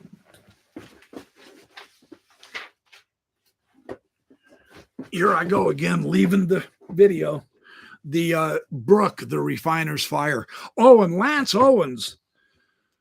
Joseph Smith and the Kabbalah. That's a fun one. And Kabbalah. Not so much Hermeticism. Hermeticism could have been part of it. Brooks didn't. He didn't persuade half as much as D. Michael Quinn did, or Lance Owens. Lance Owens has a bunch of good stuff on the Kabbalah that's pretty impressive. I've also got some real good stuff on the Masonry angle of stuff too. So the changing covenants and doctrines. Yeah, changing doctrine. That is a good topic. Changing doctrine and what? Modern day revelation. Yeah. Because they've been able to use the concept of revelation now to always save some kind of an idiotic contradiction or problem or an incorrect understanding and use. The Adam God doctrine, for instance. And so modern revelation, the magic word revelation isn't the magic solving problem issue anymore that it used to be. Part of that's the internet. What did I just say about modern revelation? Yeah, the Adam God doctrine. Adam God, that's a fun one. Or previous doctrines that have now been thrown under the bus. It's fascinating that Brigham Young did claim that he received that doctrine by revelation. And yet the later prophets can say, well, no, it wasn't revelation, it was his opinion. And yet tens of thousands of other people had the Holy Ghost born testimony that it was true. And the modern church doesn't even think about that. The implications of changing the revealed doctrines because of the teaching of the Holy Ghost makes that whole thing a train wreck, doesn't it? When you really stop and think about that, that is seriously problematic. So, Beaver Island, I don't even know what contest. How about the Adam Dog doctrine? That is for dyslexics. Hopefully no one's dyslexic. I'm not trying to make fun of you, I promise. Temple ceremonies is interesting, but you kind of, that's where you begin to offend a lot of people. And I'm not into offending people so much on the as I am in instructing them. But see, that brings in but thank you, Dean Schwenk. That's a good idea. But that can tie into, I mean, I can kind of touch on that when we get into Joseph Smith and Freemasonry, because of the Masonic connection that most people ignore, and they try to use Nibley's ancient Egyptian connection. But they ignore the contemporary middleman, which is pretty much the case of all of apologetics, no matter what. So, Joseph Smith, Freemasonry, and the endowment. That would be a fun one. And in fact, this is one of them that Gerardo said he would like to help me prepare and do too, because that always fascinated him. He was taught about that up at BYU, Idaho. Yeah, Brigham Young would be, Brigham Young, good grief. Oh, tapir rodeos, that would be impressive. I've got videos of those, Yeah. Snuffer would be interesting. The Brazilian plates, failed revelation, failed prophecies, that would also, that would tie in very easily, actually, with the succession crisis and Joseph Smith and Kabbalah and mushrooms and Hoffman the folk. I mean, that ties in with everything, doesn't it? Really, truly. So that's a good one too. Yeah, John Taylorman and government ideas, that's spooky, Mosia, isn't it? Yeah, you kind of go, ugh. So, lack of revelation in our modern times. Now, that's interesting. Lack of revelation. They've gently softened it You know, they began by saying it's not necessary to say, thus saith the Lord, before every revelation, because, of course, by that time, none of those idiots were having coffee and donuts with Jesus up in the upper rooms of the Salt Lake Temple. He had stopped coming years earlier, and so they had to cover their ass some way. So that's how they began. Now it's moved. Now it's moved from, no, we have not seen Jesus. We testify of his sacred name, as if that's significant. You know, to them, they think they're really being impressive and profound. And to the rest of us, we're going, yeah, so, and what's the encore? Lead me, guide me, drop me off at the side of the road, so to speak. What the hell are you guys doing besides making money? So, yeah, that's a good subject. Has any prophet had any revelation on soaking? No, they passed that down to the bishops. Yeah, they let the bishops take care of that one. Bishops and stake presidents. So, let's see how Mormonism changed from anti-government to the lapdog of the government. No kidding, right? Yeah, how it became a corporation. That's why they call themselves the Corporation of the Church of Jesus Christ. A business, a tax-free business, a multi-$100 billion tax-free business. Yeah. So, Snuffer is a Pandora's paradox. Snuffer is a Pandora's paradox, kind of like James Strang, Everybody takes off on Joseph Smith's ideas and keeps producing them. And now the modern Mormons have become so skeptical that they don't even believe the Joseph Smith ways anymore, right? Oh, anybody who claims to translate the 116 pages, automatically false prophet, Crazy stuff, isn't it? Okay, the wealthiest church in the world. Yeah, pretty much. Okay, so let me review this with you real quick, and I'll put together a next semester time. Maybe we'll do a smorgasbord. Yeah, we'll just do a buffet. We'll do cafeteria Mormonism, just like they are cafeteria historians. They get to pick and choose which facts are truthful and useful. We get to pick which foods to eat. Mark Hoffman and folk magic, DNA and Book of Mormon geography. Man, all of these sound excellent to me. Joseph and mushrooms, Lance Owens, Joseph Smith and Kabbalah, William Law. That's going to be fun. Word of Wisdom, Succession Crisis is good. Book of Mormon Geography, Delmarva. That could be a hot topic, man. Changing Doctrine, Modern Revelation, Adam God, Joseph Smith, Freemasonry and Endowment, and Lack of Revelation Today. Did I miss anything? Are y'all on board with this? Are you going to keep coming to class and interrupting me by throwing spitwads and stuff? I hope so. I love you as an audience. We're having way too much fun. So, Brigham Young and racism. Yeah. Yeah, Brigham Young and racism is tough. Yeah. I'm going to write that down. Brigham Young racism. That's a pretty important social issue. Well, and then we can talk about the gospel topic essays. The polygamy, the stuff on polygamy. Spitwads incoming. Ooh, duck. Just don't throw bananas and rocks, okay? Spitwads I can handle. Rocks, I don't know so much. It might break my screen if you chuck a rock at me. So, when did truth become dangerous? Oh, that's an interesting question. When did truth become dangerous? You know what? That's good. When did? You mean in Mormonism or in general?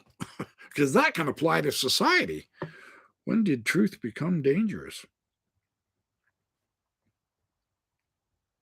And then the problem is if I start politicizing stuff, I lose half my audience and the other half gets mad. And then I get a new audience and they either love you or hate you. I mean, that can get real tricky. That's the problem with talking about modern social issues. You almost just don't dare. Of course, then I'm not supposed to on the Mormon Discussion Inc. anyway. We're going to keep this to Mormonism. Of course, then you can get into Mormonism and politics and all. I'm not going to go there. We're going to stick with Unfortunately, there's plenty to do with the scriptures and with Revelation and, how Bednar acts like he's Jesus Christ's younger twin and stuff like that. Maybe I could do one on Jeffrey Holland and Bed. I'll tell you what I am going to do is I am going to start reviewing the general conferences. That can be a lot of fun, and that can be seriously instructive as well. So that would be great to do. Well, that's true. Mosia, truth can always be dangerous, depends where you're sitting, right? The 3 degrees of heaven. Oh, yeah. Mark Twain and other people's observation of Mormonism through the 19th century. That could be fun too. Or we could talk about, let's see. Where is it in LDS scripture that Jesus had 4 wives? Dean Schwank, that's not in LDS scripture. I know Orson Hyde speculated about that in the Journal of Discourses, the marriage of Jesus. And in some early Christian contexts, that's a foregone conclusion. You get into the Gnostics and Mary Magdalene and all. That might be kind of fun too. The historical Jesus compared to Joseph Smith's Jesus. That might be interesting. That could be a fun one.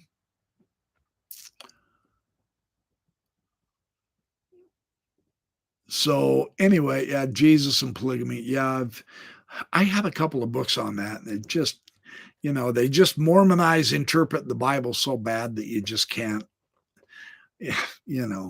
that's where knowing the Greek and Hebrew helps save your stupid exegesis that's really eisegesis. You're just reading stuff into the King Follett sermon is quite fun. You know what? The King Follett sermon, that is a fun one. King Follett sermon. There's still quite a bit to get out of that in unconventional ways. Of course, then they tried to change it and suppress stuff and change things around and all that. The idea of intelligence is, hey, I could do a review of the book that absolutely finished breaking my shelf, Thomas Riskus, Deconstructing Mormonism. That would be interesting. He's got some fabulous chapters in there on some of the problematic modern Mormons' attempts to overcome the difficult questions through a process of psychological denial that is really interesting. That's kind of fun stuff. Minutes of the Council of 50, that could be interesting. Okay. Mormon astronomy. Hey, yeah. You know what?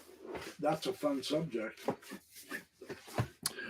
Eric Robert Paul. He died shortly after writing this book. I didn't know about that until years later. That was very sad. Science, Religion, and Mormon Cosmology. He really did a fantastic study on that. That's fun stuff. Ties in Book of Abraham cosmology a little bit. That's fun stuff. And then we can talk about the Asherah and Heavenly Mother. If anyone's interested in the Heavenly Mother concept, that's always I have Maxine Hanks' book, Women in Authority. Women in Authority, the one that got her excommunicated by Boyd, I don't have a clue, Packer. I've got that book right here.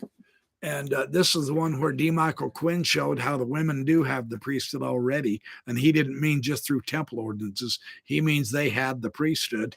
And this stuff is pretty controversial, but it's really good. Maxine did a great job editing that. I haven't been able to ask her about her thoughts on it now, but she did give me the book. So who was the very first God? Hey, Thomas Riskus talks about that. That was actually one of my very first videos when I came under the Mormon Discussion Inc. umbrella, is I talked about the idea of the logical problem with the concept of the first God. It's kind of interesting. Yeah, and then we could talk about infinity and the problems that infinity causes with the infinite regress and the loops of the Mormon deity and all that. That's some fun junk. Yeah. All the names Joseph Smith made up and where he may have got them and why they're all hokey. That is Teresa Pittman. That's quite a concept too. Mike Langley said, no, don't talk about Heavenly Mother. The prophet said, no, don't talk about Heavenly Mother. Yeah, the prophet's a spineless coward, in my opinion. Don't talk about Heavenly Mother. She's the most important, prominent deity in the entire ancient world. If Joseph Smith had a correct restoration of an actual God head, Heavenly Mother would be being prayed to all the time. But the patriarchy doesn't grasp that fact. But that's me getting rebellious. I love the concept. I love the doctrine. I love the idea. But, you can believe anything you want, Elder Shirts, in this church. Just don't talk about it. Right? So, such is Mormonism. Is the very first God the boss God? The other question is there such a thing as the very first God? That'll make you think, won't it? And what the hell is perfect? That can be a profound philosophical discussion, can't it? Yeah, what the hell is perfection? Yeah. Hey, we can talk about Daniel C. Peterson's favorite book. What was the name of that one? He talked about it on the message boards. Paul, do you remember what that was? It was the Anderson book. Oh, Added Upon.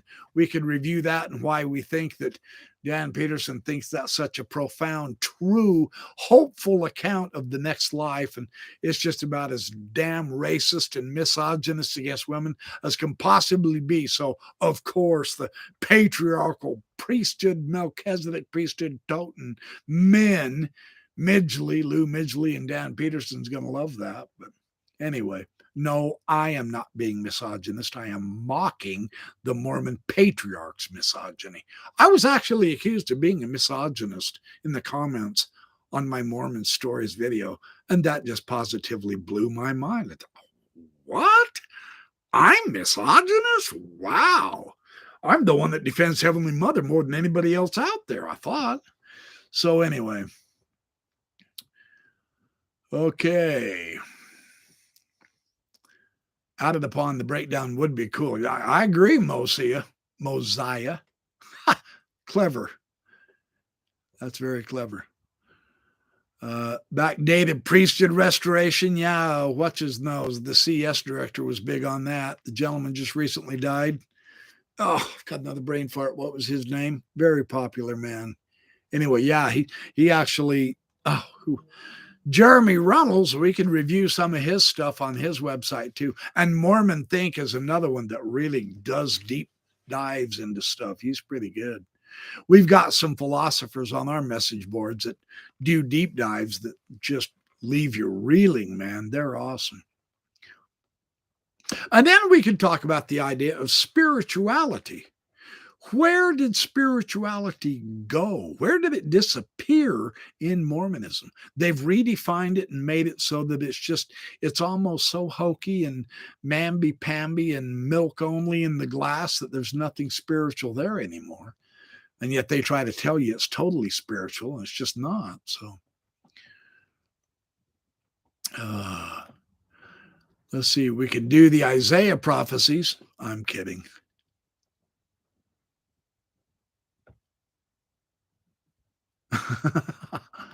The Nephilim, that might be interesting. Hey, the Nephilim, that actually might be interesting. And the Book of Enoch and what it's really about. Hey, Nibley's parallels with the Book of Enoch because of his Mormon apologetic.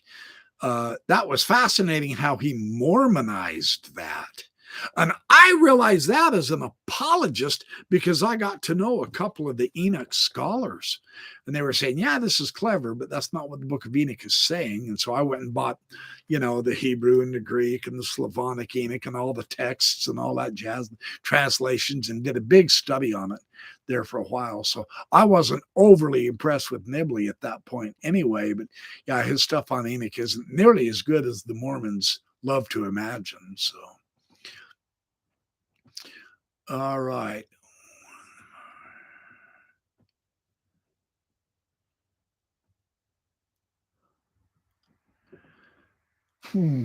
Well, that's a good question, too. Did spirituality ever exist in Mormonism at all? That's a great question. I'll kick all the tires. Good job, Patty Cake. Oh, you're a clever girl tonight, aren't you? You always have those cool little witty sayings. That's kind of fun. All you guys do that, though, man. Why is faith considered a virtue? That Teresa Pittman, that why is faith? I will talk on that. Considered a virtue. Yeah, that is a great question. And Thomas Riskus has some very powerful information on that. Yeah, that's what helped me.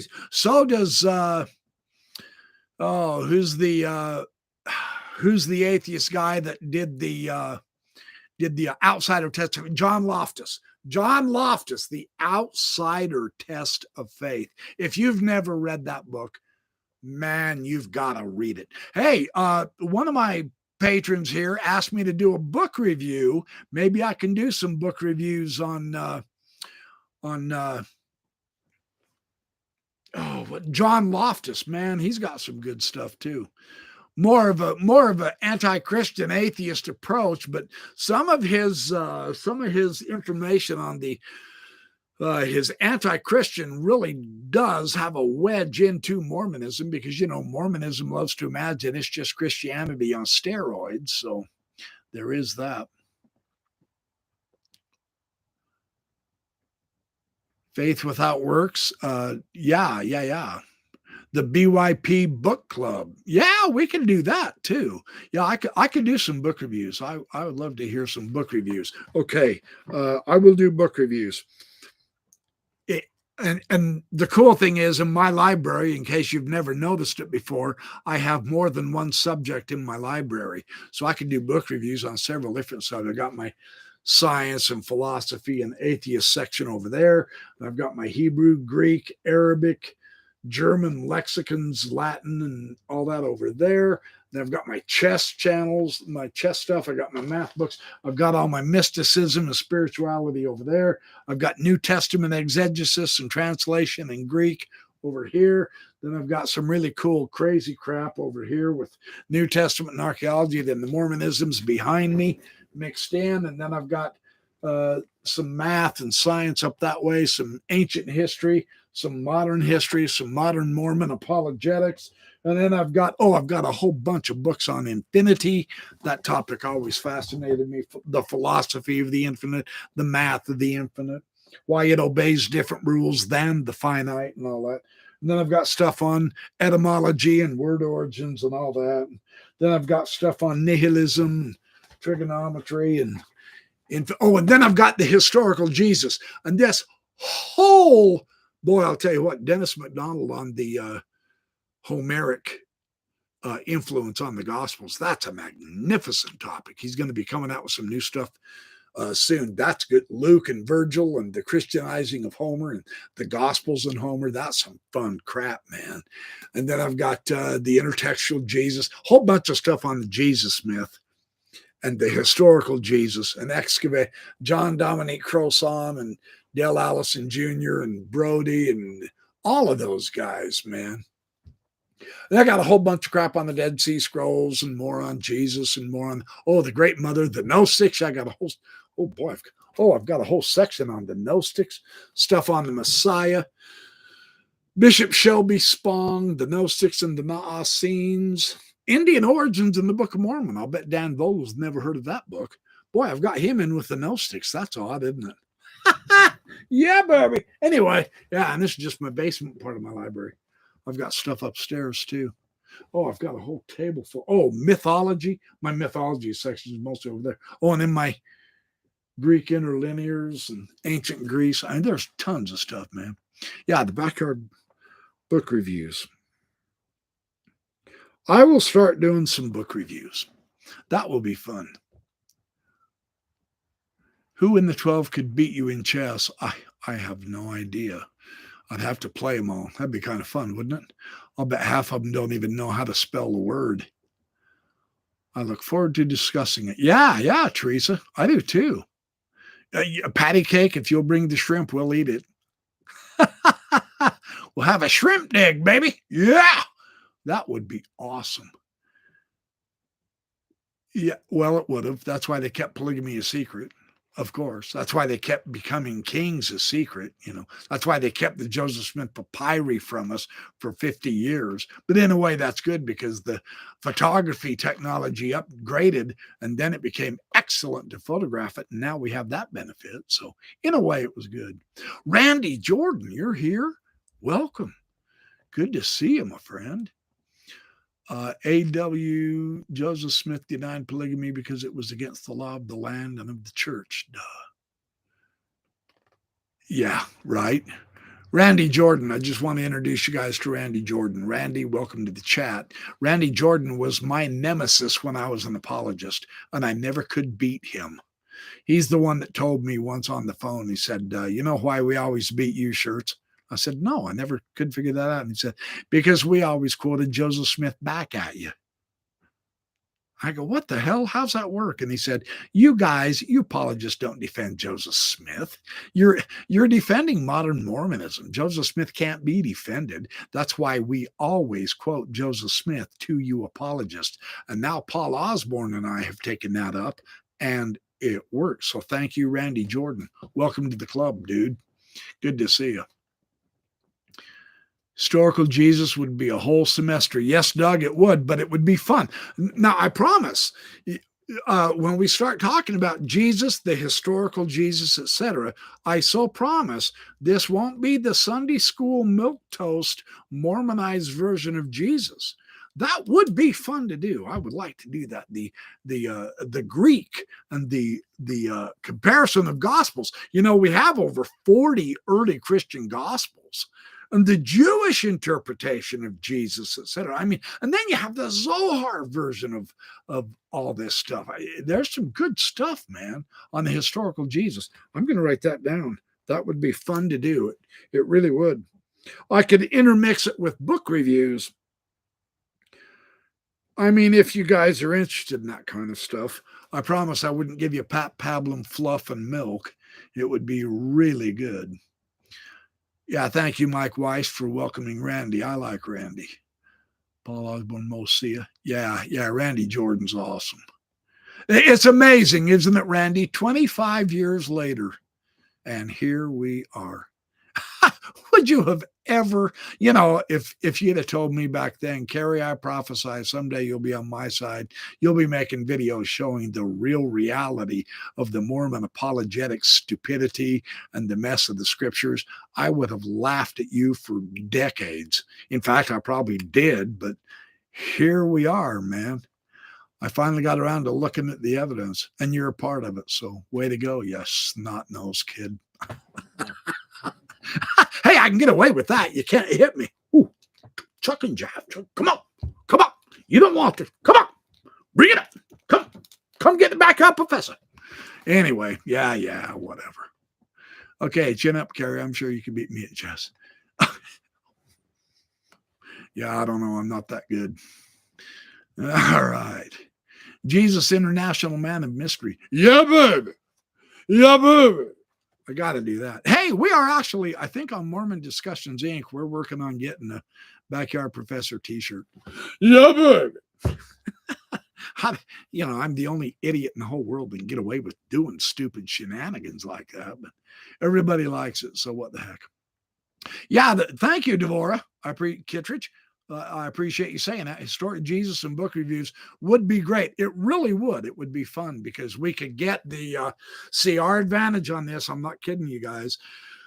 You can kind of play the Mormon side off of things and how they have changed the history or manipulated the history through the Book of Mormon version of Jesus, and then the Christian side and how it too has manipulated the history. And you can compare and cross-check and cross-reference the historic Jesus with the mythic Jesus, with the doctrinal Jesus.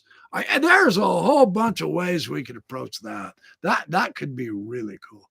BYP Dynasty Peterson was huge in my conversion. Yeah, Dean Schwenk, I'll bet he was. Yeah, he's okay. He was actually huge in my deconversion. because once I began looking at the evidence, I saw that he was a paid apologist and he has to manipulate stuff and leave stuff out. And John Gee is even a worse offender than that with the evidence. They can't just let the historic evidences take you to the logical conclusion. They must fudge. And that's unfortunate, but that's how they do it. I've got plenty of evidence on that. So, but no, I mean, everybody on their own, whatever keeps you happy and all. I'm not trying to insult you or anything like that. I don't mean anything like that. So, but yeah, Truman G. Madsen was kind of he threw a potential philosophical career down the drain to chase after Joseph Smith and try to lionize him and make him into a myth. His historical analysis of Joseph Smith isn't very realistic, but he was fun to read. I enjoyed Truman Madsen. He was a good guy. So anyway, yeah. Yeah, Randy, you weren't sure if I'd leave it, but you were sure you wouldn't return to it. Yeah, I know. I get it. Yeah, it is crazy. And okay, yeah, I've taken up enough of your time. Thank you, Teresa Pittman. She's starting to leave. Thank you, everyone, for showing up and coming and talking and sharing your ideas with me. You've given me plenty to think about. I'm honestly not sure what I'm going to do next week, but I will be here every week, Sunday night, 6 o'clock. Oh, thank you, Anonymous. That's very, very kind of you. I do appreciate that. Very kind. Yeah, I'm gonna head out too, you guys. Love y'all. You guys are great. Wouldn't trade you for anybody else in the whole world. Mike Weiss, thank you. Thank you, Doug Vincent. It was a fun show. Huff Daddy, all of you, everyone. I can't keep naming y'all because I'll miss some and I don't want to offend any of you, but you're all great. I will see you next Sunday night, 6 p.m., or else Wednesday night on Mormonism Live. Or I'll see you over there on Mormon Stories. Oh, thank you, Mosia. That's very kind of you for the donation. I appreciate that. Mike Ray, good to see you, my friend. Dan Vogel, you're very welcome. As always, thank you. Huff Daddy, very enjoyable. Thank you. It's been enjoyable being with you guys, too. My pleasure. Lots more to come. I promise. Okay, so this is me closing out. Be good to well, have fun, work hard, sleep nice, and I'll see you next week at the Backyard Professor Sunday Firesides. I may do a book review for you just to throw one in there. That'd be fun. So, okay, everybody be safe, and I will catch up to you in a week. I'm going to go now. I better skedaddle. Appreciate y'all. All right.